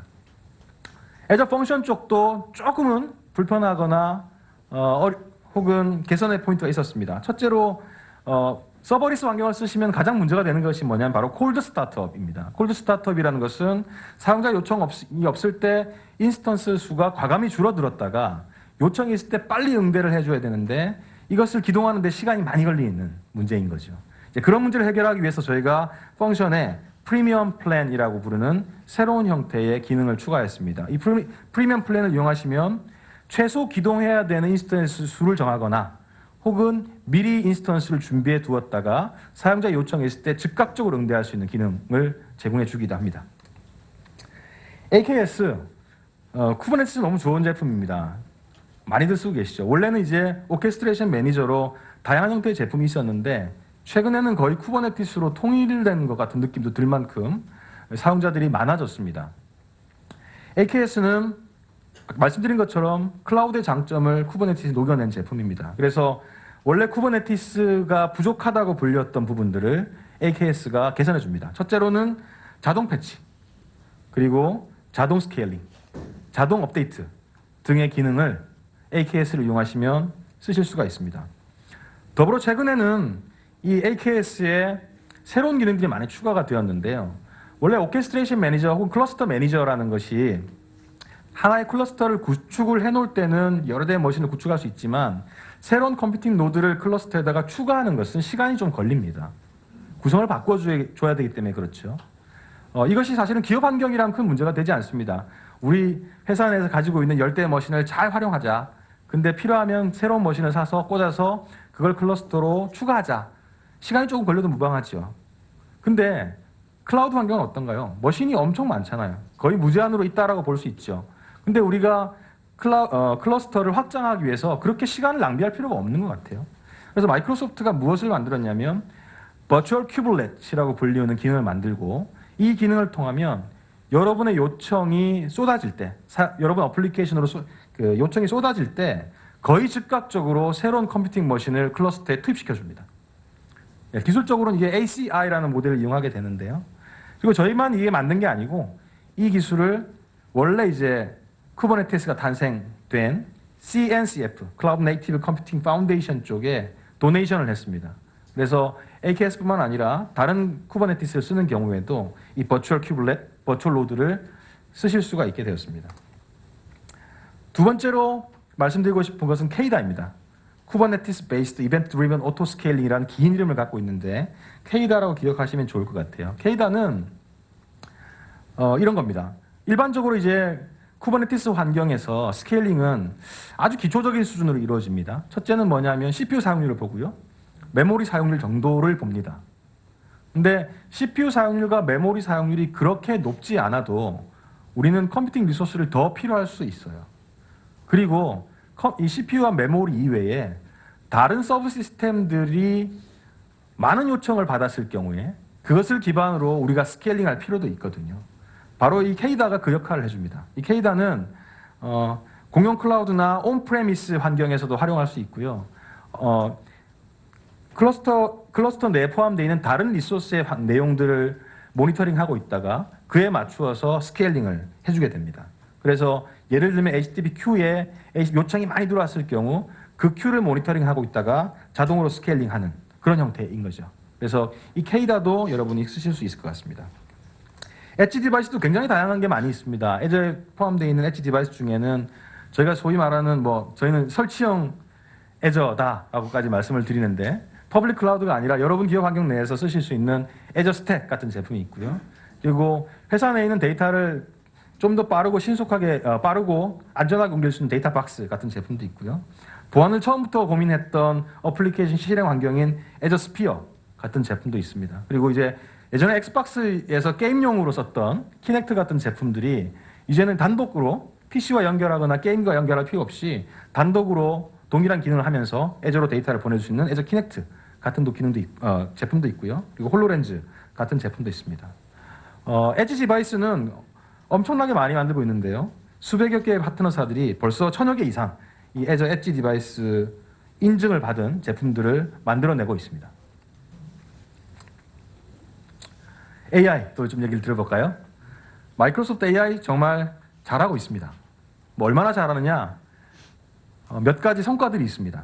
2016년도에 아시는 분은 아실 것 같은데 레스넷의 비전 테스트라는 게 있습니다. 매해 하고 있는데요. 거기서 마이크로소프트 연구소가 개발한 152레이어짜리 딥 뉴럴 네트워크가 1등을 했습니다. 그 내용을 살펴보니 정확도가 거의 인간 수준인 거죠. 인간이 사물을 인식하는 수준으로 이제는 AI가 사물을 인식할 수 있는 그런 딥뉴럴 네트워크를 2016년에 만들었습니다. 그리고 2018년과 2018년도에는 인간 수준으로 문장을 이해하고 인간 수준으로 번역할 수 있는 수준의 AI를 만들고 있습니다. 올 4월에는요, 인간 수준의 질문을 하고 응답할 수 있는 수준까지 마이크로소프트 AI 연구소가 연구의 성과를 내고 있습니다. 애저는 AI와 관련돼서 여러 가지 형태의 제품군을 제공하기도 하고 또 제품군을 만들어내고 있습니다. 첫 번째는 인프라스트럭처죠. 아시는 것처럼 CPU 이외에 GPU나 FPGA 같은 하드웨어를 이용하시게 되면 여러분이 만드신 AI를 가속해서 수행하실 수 있습니다. 두 번째는 CNTK 같은 프레임도 만들고 있고요. ML.NET 같은 제품도 만들고 있습니다. 이걸 이용하시면 AI를 좀 더 손쉽게 만드실 수가 있죠. 세 번째는 내가 AI를 잘 모르지만 AI의 기능을 내 소프트웨어에 쓰고 싶다라고 했을 때 쓸 수 있는 코그니티브 서비스 같은 제품도 있습니다. 우리가 자동차를 타고 다니지만 사실 자동차 엔진 원리를 다 알지는 못하잖아요. 마찬가지로 AI의 원리를 우리가 완전히 알지 못하더라도 AI를 활용할 수 있는 방법은 얼마든지 있습니다. 그 활용의 방법을 바로 코그니티브 서비스가 제공해준다라고 보시면 될 것 같습니다. AI를 딱 두 가지로 좀 나눠보면요. 이렇게 좀 나눠볼 수 있을 것 같습니다. 첫째는 뭐냐면 마이크로소프트가 개별 도메인에 맞추어서 잘 트레이닝 돼 있는 서비스를 제공하는 형태인 거죠. 그래서 프리빌트 AI 모델은 그냥 여러분이 다른 API를 쓰듯이 사용하시면 됩니다. 두 번째는 여러분의 데이터와 여러분의 모델을 가지고 여러분 나름의 방식을 예측하기 위한 커스텀 AI 모델을 만드는 방식인 거죠. 이 두 가지로 나눠볼 수가 있을 것 같습니다. 프리빌트 AI 모델에는요, 대표적인 게 바로 코그니티브 서비스고, 이 서비스는 비전, 스피치, 서치, 랭귀지, 디시전 등 한 5가지 카테고리로 나누어진 수십 가지의 서비스로 구성이 되어 있습니다. 올해도 이제 디시전 카테고리, 퍼스널라이저, 잉크 레코나이저 등등 굉장히 많은 제품들이 신규로 추가되었는데요. 제 눈을 끈 것은 유독 이 녀석이었습니다. 폼 레코나이저. 얘는 뭐냐면 여러분이 카메라로 찍은 사진이나 스캔하신 표 있죠, 표. 양식을 찍으면 그 양식, 그 표가 어떤 데이터로 구성되어 있는지를 제이슨 형태로 만들어서 돌려줍니다. 그래서 양식을 딱 찍으시면 그 양식에 있는 데이터가 제이슨 형태로 변환되는 것이죠. 그래서 이걸 이용하시면 굉장히 많은 자동화에 활용을 하실 수 있을 거라고 생각이 듭니다. 예. 두 번째는 커스텀 AI 모델의 대표 주자는 애저 머신 러닝 서비스입니다. 커스텀 AI 모델을 만들기 위한 여러 가지 제품들이 사실 있었는데요. 이제는 애저 머신 러닝 서비스라는 이름으로 통합이 되었고요. 이 애저 머신 러닝 서비스를 이용하시면은 거의 10만 대 수준의 컴퓨터를 이용을 해서 모델을 트레이닝할 수가 있습니다. 그리고 파이썬 환경도 그대로 제공을 합니다. 다양한 프레임워크도 제공을 했어요. 여러분 텐서플로우 많이 쓰실 것 같고요. 텐서플로우 이외에도 파이토치 같은 제품들도 지원을 하고 있습니다. 케라스도 지원을 하고 있습니다. 그 외에도 이제 몇 가지 기능들이 추가되었는데 오토메이티드 ML 인터페이스나 MLOps, 사실 머신러닝이라는 것이 한번 트레이닝 시켜서 서비스한다고 끝나는 것은 아니죠. 그죠? 그렇게 서비스를 하고 나면 서비스 과정에서 얻은 데이터를 가지고 다시 트레이닝을 시켜야 되는 거죠. 그리고 다시 서비스에 반영하고 이 과정들이 순환돼서 일어나야 되거든요. 바로 애저 ML 서비스가 그런 순환 고리를 만들어주는 역할을 합니다. 그래서 서비스를 트레이닝 시키고 트레이닝 결과를 다시 서비스하는 형태의 순환 고리를 애저 머신 러닝 서비스를 통해서 만들어낼 수가 있습니다. 말만 들으니까 재미없잖아요. 그래서 제가 애저 머신 러닝 서비스에 대해서 데모를 해주실 분을 좀 모시려고 하는데요. 저희 회사에 입사한 지 4개월 됐습니다. 네. 웅성웅성하죠 벌써. 네. 마이크로소프트에서 4개월 정도 일하면 이 정도 수준이다 라는 걸 보여줄 것 같습니다. 여러분 큰 박수로 응원해 주셔야 힘내서 할 것 같아요. 큰 박수 부탁드리겠습니다. 박수 한번 모시겠습니다. 네, 안녕하세요. 저는 한국 마이크로소프트에서 고급 분석과 AI 솔루션을 담당하고 있는 박소은이라고 합니다. 네. 스위치? 네, 저는 오늘 애저 머신 러닝 서비스와 이제 커스텀 비전 서비스에 대해서 설명을 드리겠습니다. 먼저 애저 머신 러닝 서비스를 소개를 해드리겠습니다. 애저 머신 러닝 서비스는 빠르고 강력하게 커스텀 AI를 개발하실 수 있는 서비스입니다. 그리고 이제 애저 머신러닝 서비스를 사용을 하시려면 화면에서 보시는 것과 같이 워크스페이스라는 이름을 가진 별도의 작업 공간을 하나 생성을 하셔야 하는데요. 저는 이 공간을 이렇게 미리 생성해 두었습니다. 여기 들어와서 보시면 이제 애저 머신러닝 서비스에서 제공되는 다양한 기능들을 확인을 하실 수가 있습니다. 이제 첫 번째로 보시는 기능은 노트북 VM이라는 기능입니다. 이거는 기존에 사용하시던 주피터 노트북을 가상 환경인 애저 VM에 올려서 그대로 사용하실 수 있는 기능입니다. 그리고 이제 두 번째로 보시는 것이 비주얼 인터페이스라는 기능인데요. 비주얼 인터페이스는 지금 화면에서 보시는 것처럼 GUI 환경에서 머신러닝에 필요한 다양한 기능들을 조합하여서 하나의 모델을 개발할 수 있는 서비스입니다. 그래서 이렇게 그래프 형태로 모델을 개발하실 수 있고요. 그 다음에 마지막으로 소개해드릴 기능은 오토메이티드 머신러닝이라는 기능입니다. 오토메이티드 머신러닝은 제가 수행하고자 하는 어떤 태스크에 맞춰서 알고리즘을 자동적으로 선택을 한 다음 이제 최적의 모델을 생성해 주는 기능입니다. 저는 이제 오토메이티드 머신러닝을 실행해서 트위터에서 댓글을 읽어서 해당 댓글이 어떤 감정을 나타내는지를 보여줄 수 있는 모델을 한번 생성해 보겠습니다.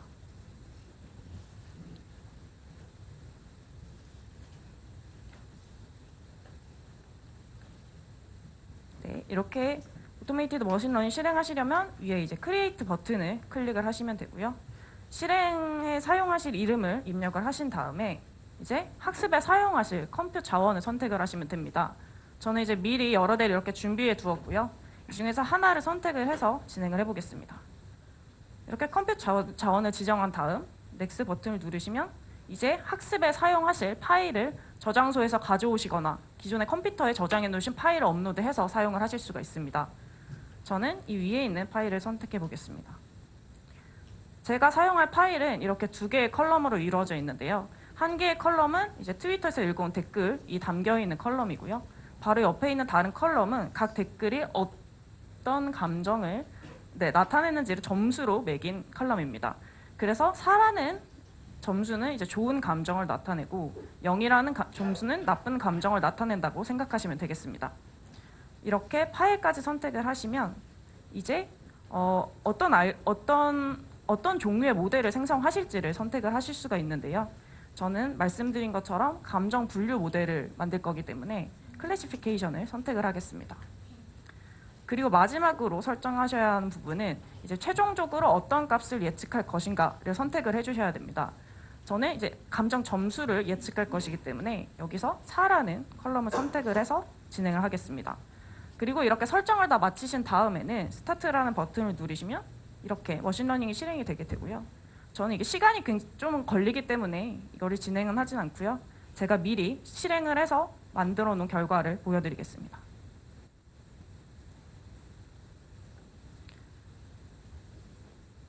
네, 오토메이티드 머신러닝이 실행이 완료되면 다음과 같은 차트를 보실 수가 있습니다. 지금 차트는 오른쪽에는 실행 횟수를 나타내고요. 왼쪽은 이 가로축은 실행 횟수를 나타내고 세로축은 모델의 정확도를 나타낸다고 생각하시면 됩니다. 이 맨 위쪽에 있는 빨간 선이 최적의 모델을 나타내는 선이고요. 아래에 있는 각각의 작은 점들이 각 실행 횟수마다 어떤 모델이 얼마만큼의 정확도를 보였는지를 나타내는 점이라고 생각하시면 되겠습니다. 그래서 차트에서는 위쪽에 있을수록 더 높은 정확도를 보이는 모델이라고 생각하시면 됩니다. 그리고 화면 아래쪽으로 내려가시면 이제 차트 형태뿐만이 아니라 표 형태로도 만들어진 모델들의 목록을 보실 수가 있습니다. 이제 맨 위쪽에 있는 것이 베스트 모델, 최적화된 모델로 선정이 된 거고요. 각각의 모델은 옆에 다운로드 버튼을 보실 수가 있는데 이 다운로드 버튼을 누르셔서 모델을 이제 컴퓨터에 다운을 받으시던가 아니면 애저 머신러닝 서비스 내에서 이제 사용을 하실 수가 있습니다. 그리고 이제 최적의 모델로 정해진 모델은 여기 버튼을 눌러서 배포를 하셔가지고 이제 서비스 형태로도 사용을 하실 수가 있습니다. 이제 서비스 형태로 사용하시기 위해서는 위에서 저희가 이제 뭐 CPU, GPU, FPGA 등 컴퓨터를 지원을 해드리고 있고요. GPU는 CPU보다 더 빠른 처리가 가능하고 FPGA는 이제 작은 칩으로 GPU보다도 더 빠른 처리가 가능합니다. 지금 현재는 FPGA는 좀 제한적으로 저희가 지원을 해드리고 있습니다. 네, 지금 보신 것처럼 이제 애저 머신러닝 서비스에서는 학습부터 서비스 배포까지 모든 과정을 하나의 서비스 내에서 이용하실 수가 있습니다. 자, 그럼 이제 두 번째로 커스텀 비전에 대해서 설명을 드리겠습니다. 커스텀 비전은 프리빌트 AI 서비스로 이미지 몇 장만 가지고도 머신러닝 모델을 개발을 하실 수 있는 서비스입니다. 저는 이제 이미지를 통해서 김치찌개와 치킨을 분류하는 모델을 한번 만들어 보겠습니다. 저는 이제 김치찌개 사진 50장과 이제 후라이드 치킨 사진 50장을 이렇게 미리 올려두었고요.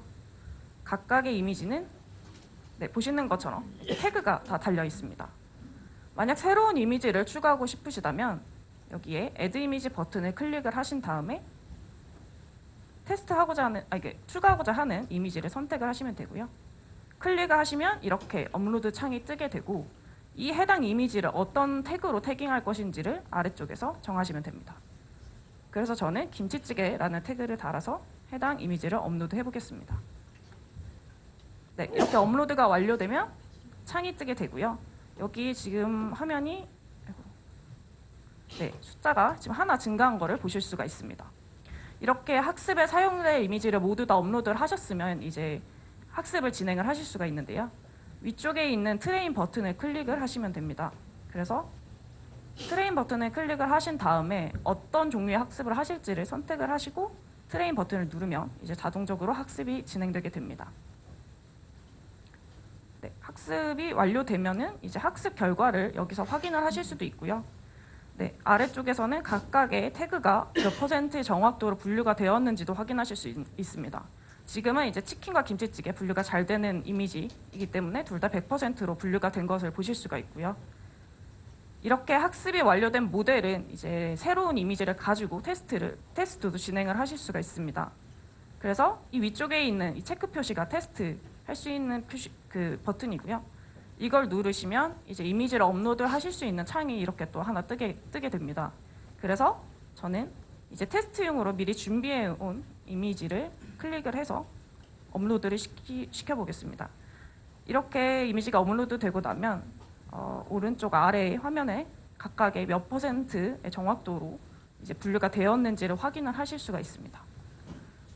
네, 이렇게 학습까지 모두 마친 모델은 퍼블리시 배포하여서 이제 서비스 형태로도 사용을 하실 수가 있는데요. 이 위쪽에 있는 이 버튼이 퍼블리시 버튼이고요. 네, 이 지금 실행한 모델을 퍼블리시 하겠다는 의미고 퍼블리시가 완료되면 이 위쪽에 퍼블리시드라는 태그가 달리게 되고요. 이렇게 URL 주소를 받아보실 수가 있습니다. 그래서 이 URL 주소를 통해서 REST API를 호출해서 이제 웹 서비스 형태로 이용을 하실 수도 있고요. 모델은 이제 웹 서비스 형태뿐만이 아니라 이제 다커 이미지나 오닉스 파일 형태로 익스포트해서 다양한 곳에서도 사용을 하실 수가 있습니다.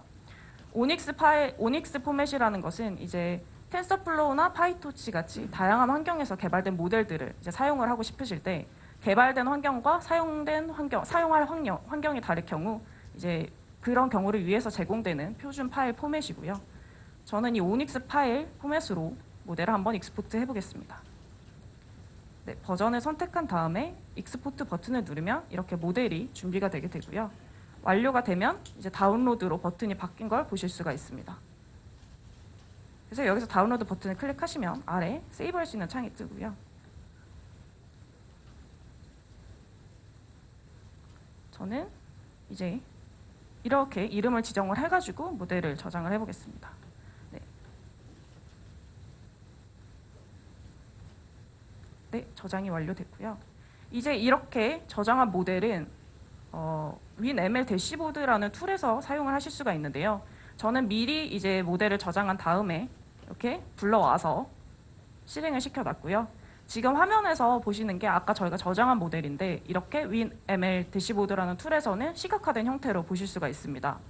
저희가 커스텀 비전에서는 이미지 몇 장만 가지고도 되게 간단하게 모델을 개발을 했었는데 WinML 대시보드 툴에서는 이렇게 여러 가지 노드가 결합된 복잡한 그래프 형태로도 이제 모델을 확인하실 수가 있고요. 각각의 노드는 이제 이 툴 내에서도 디버깅을 하실 수가 있습니다. 그리고 이제 디버깅뿐만이 아니라 전체 모델을 실행을 시키실 수도 있는데요. 지금 위쪽에 이 런이라는 탭이 있는데요. 이 런이라는 탭에 들어가시면 이제 모델을 실행을 하실 수가 있습니다.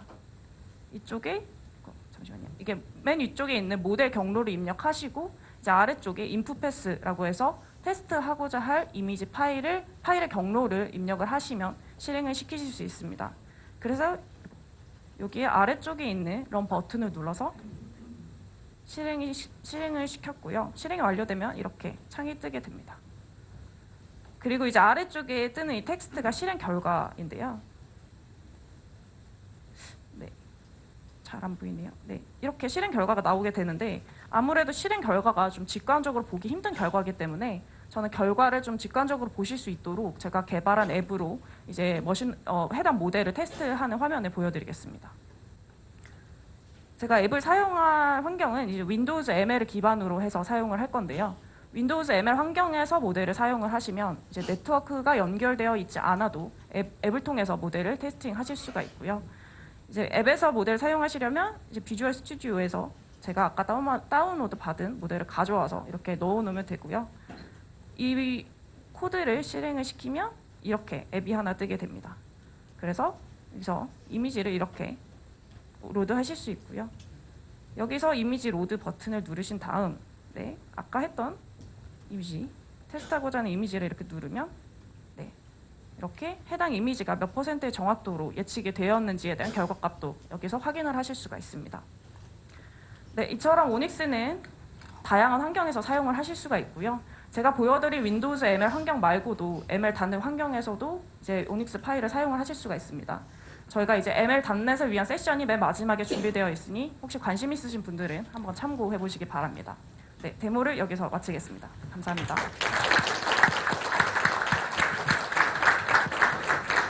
너무 잘했죠? 예, 많이 도움이 됐죠? 앞에 제가 했던 것보다 훨씬 많이 도움이 됐죠? 예, 다 알고 있습니다. 데이터베이스 좀 알아보겠습니다. 애저 데이터베이스 뭐 굉장히 다양합니다. OLTP, OLAP 나눠서 얘기도 합니다만 저희는 이제 오늘은 이제 네, 죄송해요. 애저 오퍼레이셔널 데이터베이스를 좀 알아볼까 합니다. 오퍼레이셔널 데이터베이스 뭐 가장 핵심적으로 애저 SQL 데이터베이스가 있습니다. 그 외에도 애저 데이터베이스 for PostgreSQL 그리고 애저 데이터베이스 for MySQL 그리고 애저 데이터베이스 for MariaDB 등 다양한 오픈소스 RDBMS를 저희가 다 지원을 합니다. 그리고 완전히 격이 다른 애저 코스모스 DB라는 제품도 있습니다. 그런데 클래식 같은 경우 특히 그런 것 같은데요. 연주자에 따라서 혹은 그 상황에 따라서 다양한 변주들이 존재하죠. 몇 년 전에 저희가 캐논 변주곡을 연주했던 학생 한 분이 한참 각광받았던 적이 있었습니다. 네, 죄송합니다. 그래서 지금 보여드렸던 오퍼레이셔널 데이터베이스도 다양한 형태의 변주가 필요로 하고 또 다양한 변주가 제품으로 만들어졌습니다. 첫 번째는 바로 데이터베이스 without limit입니다.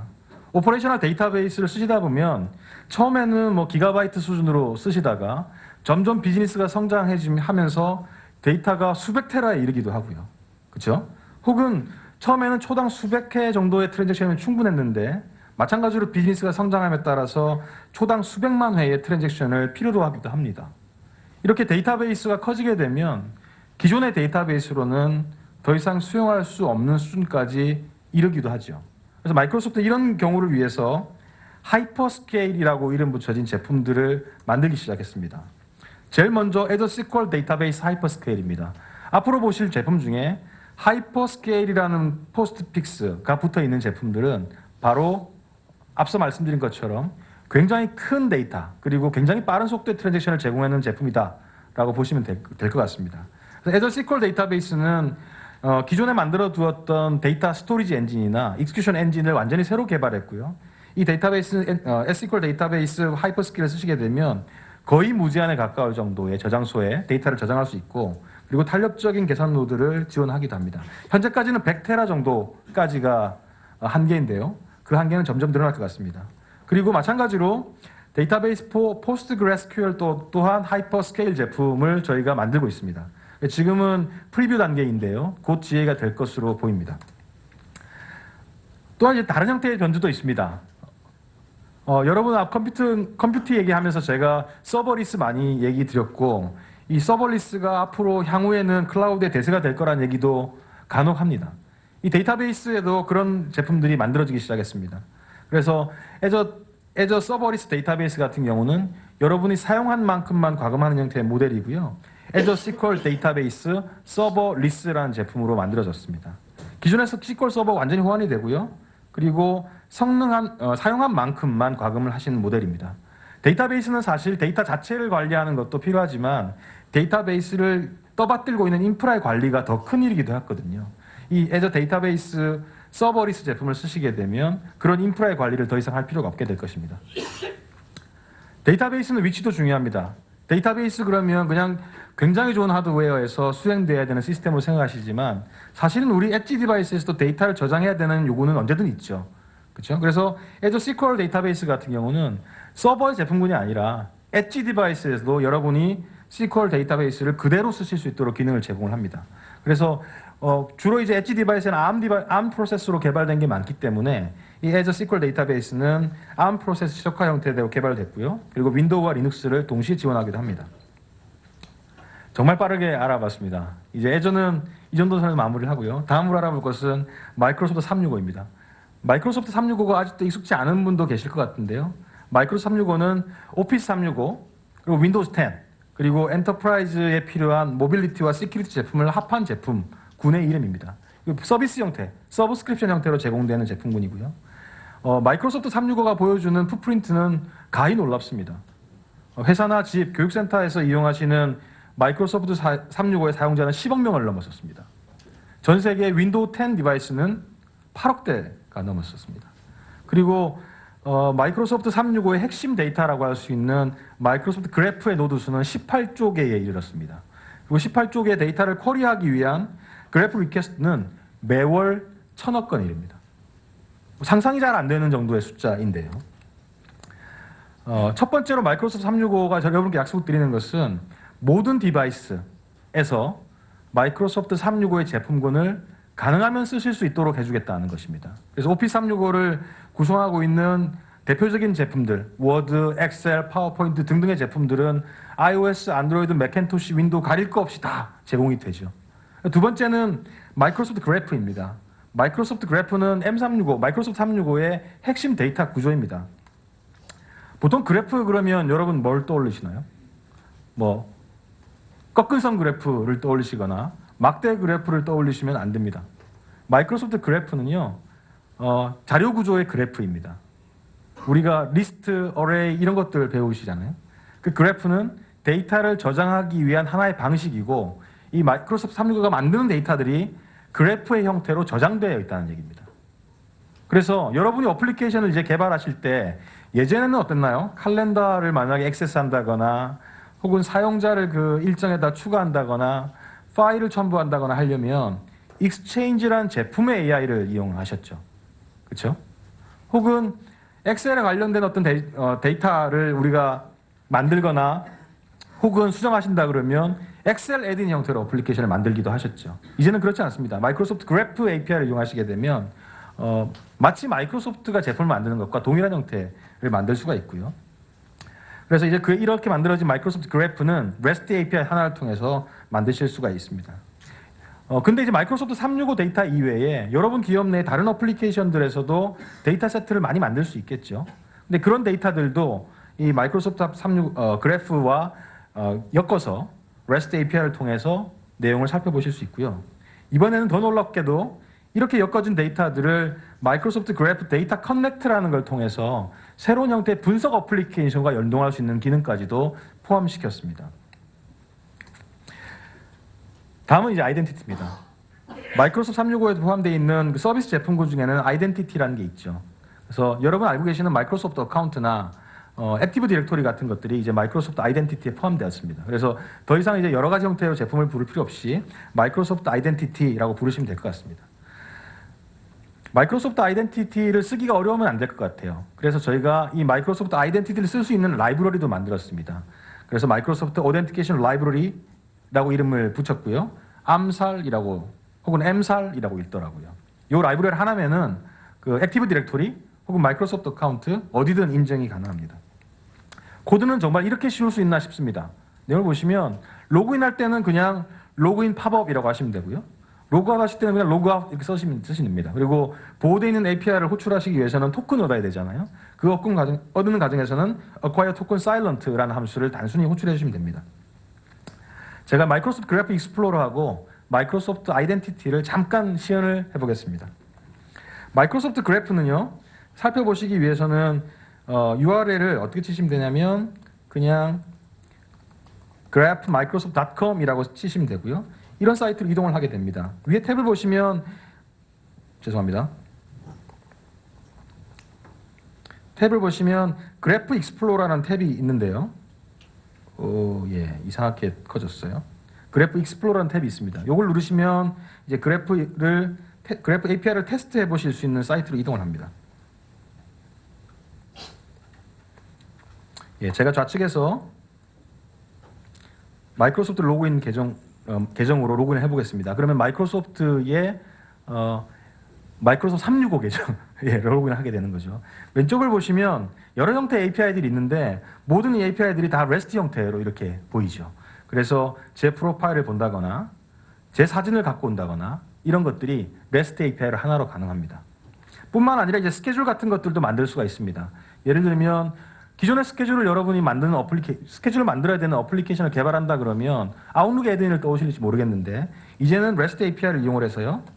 이벤트를 조금 바꿔보겠습니다. 뭐 Best of Build Seoul Event 이렇게 해서 Run 이렇게 하시면 제가 로그인했기 때문에 제 계정에 이 Best of Build Seoul Event라는 일정이 박힙니다. 제가 아웃룩을 한번 열어보면 네. 아웃룩을 가보면 네, 마우스가 없어졌어요. 예, 떴네요. 여기 잘 안 보이실 수도 있을 것 같은데 예, 베스트 오브 빌드라는 이벤트가 만들어서 얼러트가 왔어요. 네. 네, 괜찮습니다. 마우스가 없어졌지만 예, 그래서 그래프 API는 이렇게 테스트를 해보실 수 있고요. 굉장히 다양한 형태의 API가 있습니다. 사실은 아웃룩 칼렌더도 있고 원드라이브도 있습니다. 원드라이브에서 여러분이 폴더 같은 걸 생성하시거나 그 파일을 리드할 수도 있습니다. 그리고 관련된 사용자들의 목록을 얻어오거나 팀스를 이용하시는 경우도 있습니다. 팀스 같은 경우는 5365 제품 중에 가장 빠르게 성장하고 있는 제품이기도 하거든요. 그래서 이 제품을 애드인을 만들거나 이 제품과 유사한 제품을 만들기 위해서 마이크로소프트 그래프를 활용하실 수도 있습니다. 예, 다음은 되게 기대하실 것 같은데요. 이번 빌드에서 좀 파격적이다 혹은 놀랍다 라고 보였던 제품입니다. 이 제품을 비디오로 한번 먼저 살펴보시겠습니다.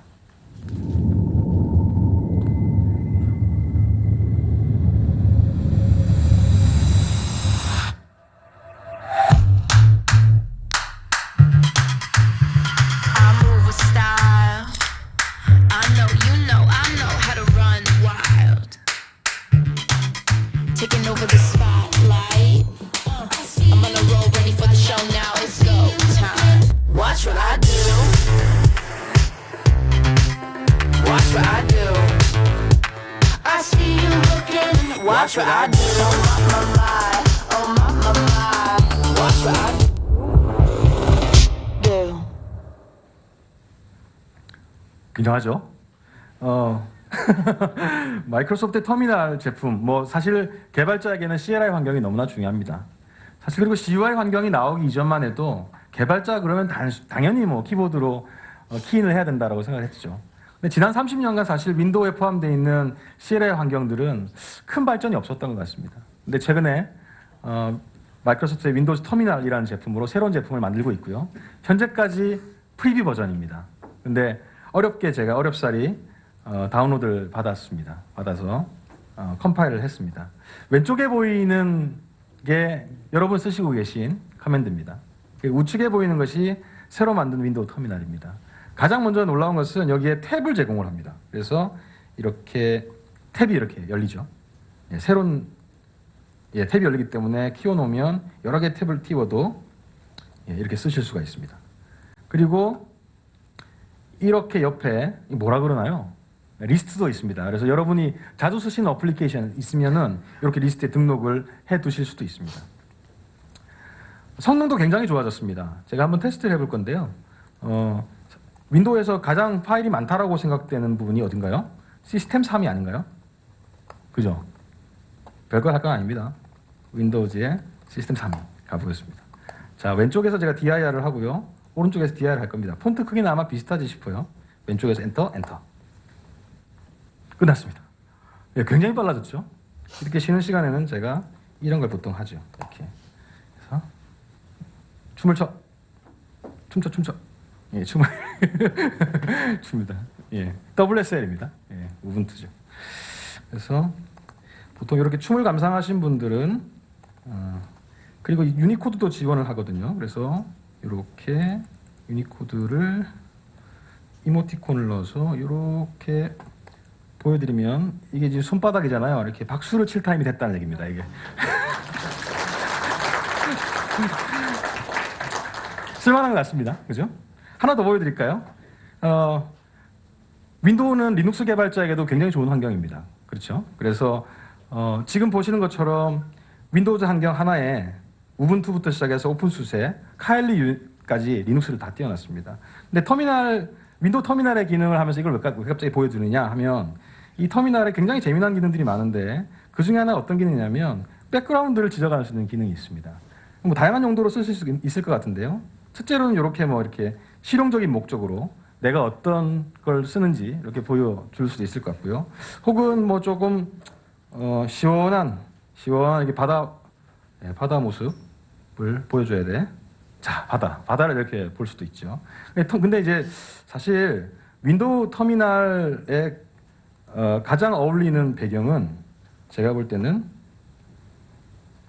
이게 아닌가 싶습니다. 강남 고속버스 탑니다. 예, 안 웃습니다. 예, 실패입니다. 예, 하실 분 분명히 계실 것 같아요. 그죠? 예, 이렇게 백그라운드 이미지를 이용해서 다양한 형태로 쓰실 수도 있을 것 같습니다. 예.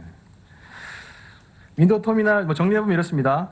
탭도 제공하고요. 이모지도 제공하고 유니코드 지원합니다. 그리고 콘솔임에도 불구하고 24비트 컬러를 지원하기도 합니다. 어떻게 쓸 수 있을지는 잘 모르겠습니다만 굉장히 강력하게 바뀐 것 같고요. 이 윈도우 터미널 이용하시면은 아마 개발이 좀 더 즐겁지 않을까 싶습니다. 다음은 WSL입니다. 윈도우 서브 시스템 for 리눅스. 제가 앞서서 잠깐 보여드리기로 했습니다.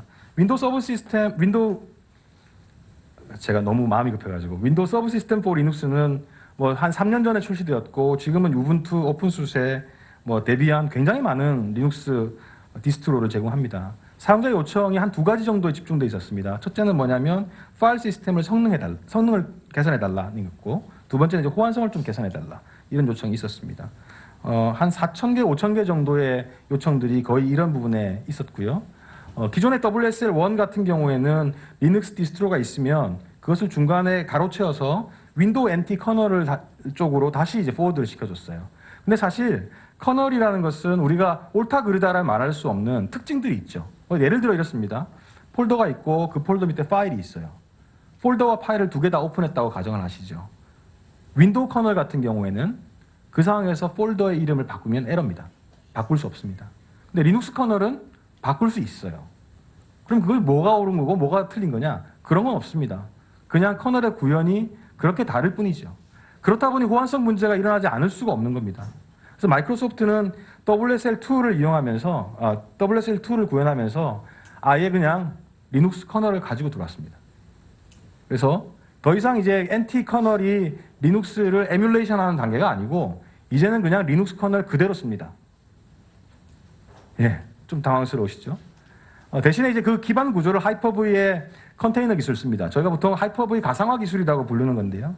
이 기술을 이용을 해서 리눅스 커널을 그대로 쓸 수 있게 만들었습니다. 이렇게 되다 보니 도커 당연히 지원이 되는 것이죠. 그리고 파일 시스템의 성능과 호환성이 엄청나게 개선되었습니다. WSL2의 아키텍처를 보면 우측처럼 아예 리눅스 커널이 들어와 있다는 걸 알 수 있습니다. 윈도우즈 일부가 되어버렸잖아요, 리눅스 커널이. 그래도 우습게도 윈도우즈 업데이트를 통해서 리눅스 커널을 업데이트하는 세상이 되었습니다. 예, 제가 바빠도 WSL2는 데모를 잠깐 하겠습니다.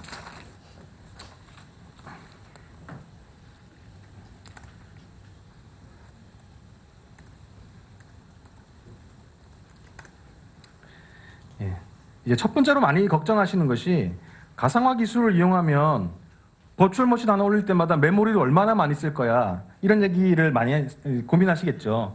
뭐 보통 이제 버추얼 머신 하나 띄우려 그러면 보통 뭐 2기가 정도는 그냥 쓰잖아요. 실제로 얼마만큼 메모리를 많이 쓰게 되는지 볼 텐데요. 우측 하단에 보이시는지 모르겠는데 지금 현재 사용하고 있는 메모리가 6.4기가 정도가 되는 것 같습니다. 근데 WSL 명령을 쓰게 되면 지금 현재 구동 중인 그 리눅스 환경을 볼 수가 있는데요. 제가 WSL을 그냥 실행하게 되면 우분투가 디폴트로 올라올 겁니다. 자, 메모리 그래프가 어떻게 바뀌는지 좀 보시죠. 이게 좀 올라갔어요. 얼마만큼 올라갔어요? 제가 보니까 한 500메가 정도 올라가는 것 같아요. 그래서 버추얼 머신 하나 띄우는데 500메가면 굉장히 준수하죠. 그리고 여러분이 아셨는지 모르겠지만 엄청나게 빨리 올라왔습니다. 맞나요? WSL2 이미 떠 있잖아요. 그죠? 1초 이내에 버추얼 머신이 올라옵니다. 그래서 여기서 그대로 사용하실 수 있다는 얘기죠. 성능을 좀 비교를 해봤으면 좋겠는데요.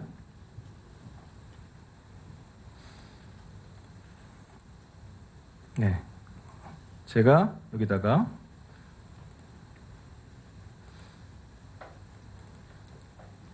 왼쪽에는 WSL1을 띄우고요. 우측에는 WSL2를 띄우겠습니다. 여기 WSL1 보이시죠? 예, 여기는 WSL2 보이시죠? 자, 어떤 걸 해보려고 그러냐면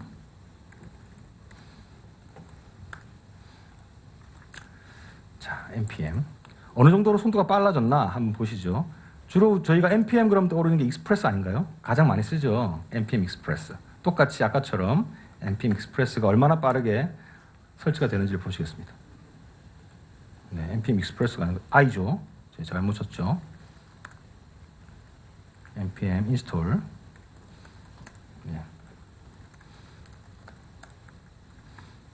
express. 예, 됐습니다. 엔터. 엔터.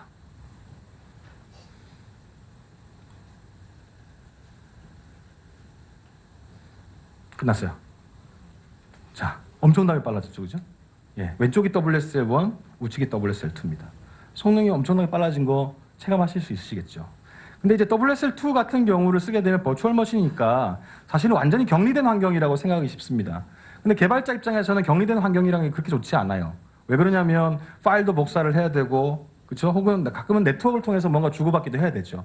WSL2는 기존의 WSL1이 그랬던 것처럼 개발자 여러분들이 파일을 복사하거나 혹은 네트워크를 이용하는데 별 장애가 없습니다. 예를 들면 여기 폴더를 윈도우에서 내가 액세스할 수 있을까? 할 수 있습니다. 익스플로러를 그냥 수정하시면 돼요. explorer.exe.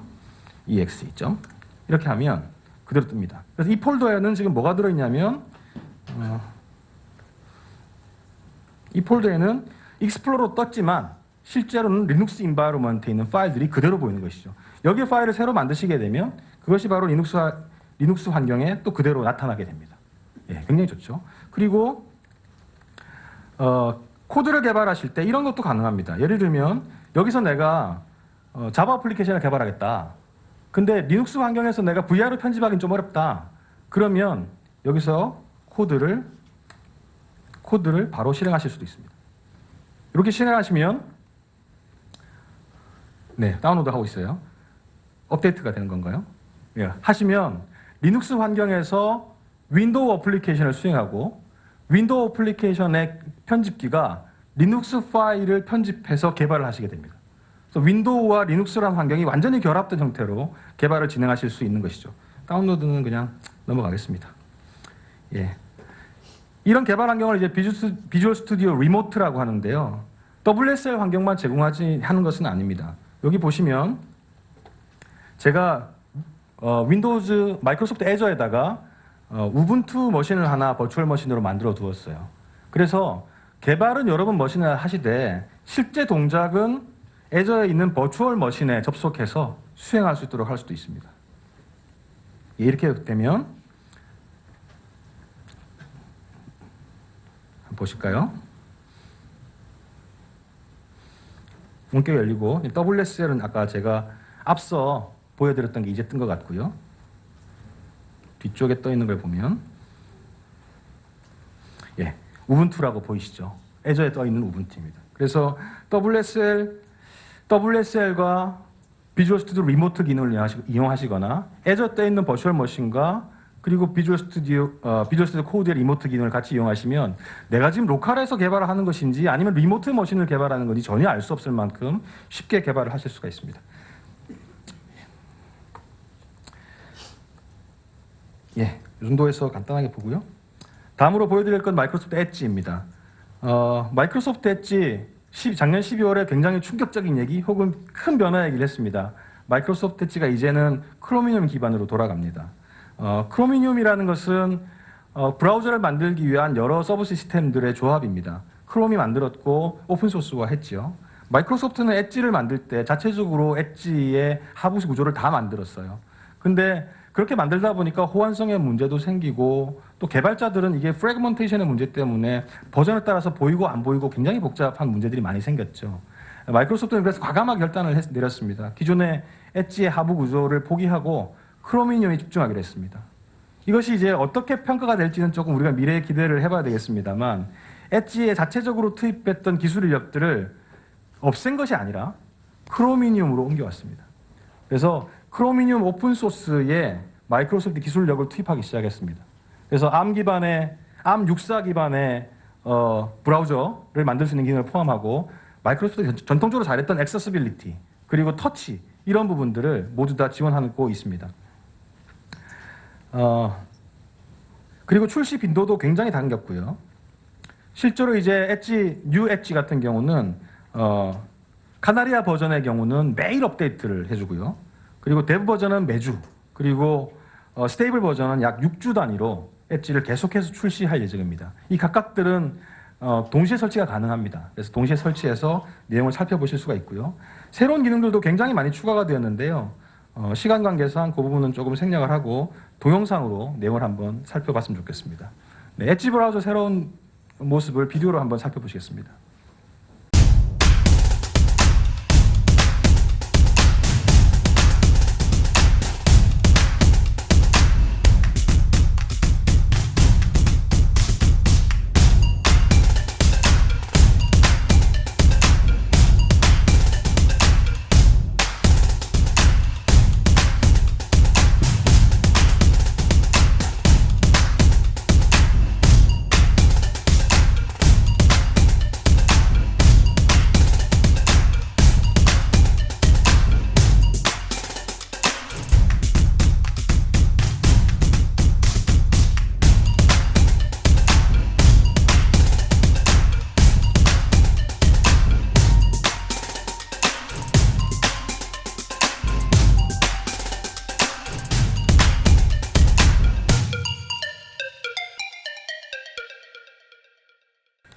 예, 지금 같은 엣지 브라우저를 지금 바로 쓰실 수 있습니다. 엣지 인사이더 사이트에 들어가 보시면 세 가지 버전의 엣지를 다운로드 받으실 수 있고요. 카나리아 버전, 데브 버전, 그리고 마이크로소프트 엣지 원래 버전을 받으실 수 있습니다. 그래서 매주 업데이트되는 데브 버전 같은 경우에는 많은 분들이 다 받아서 실제로 쓰고 계시고요. 저희 회사 내에서 그 내용을 쓰고 있습니다. 예, 엄청나게 빨리 달려온 것 같습니다.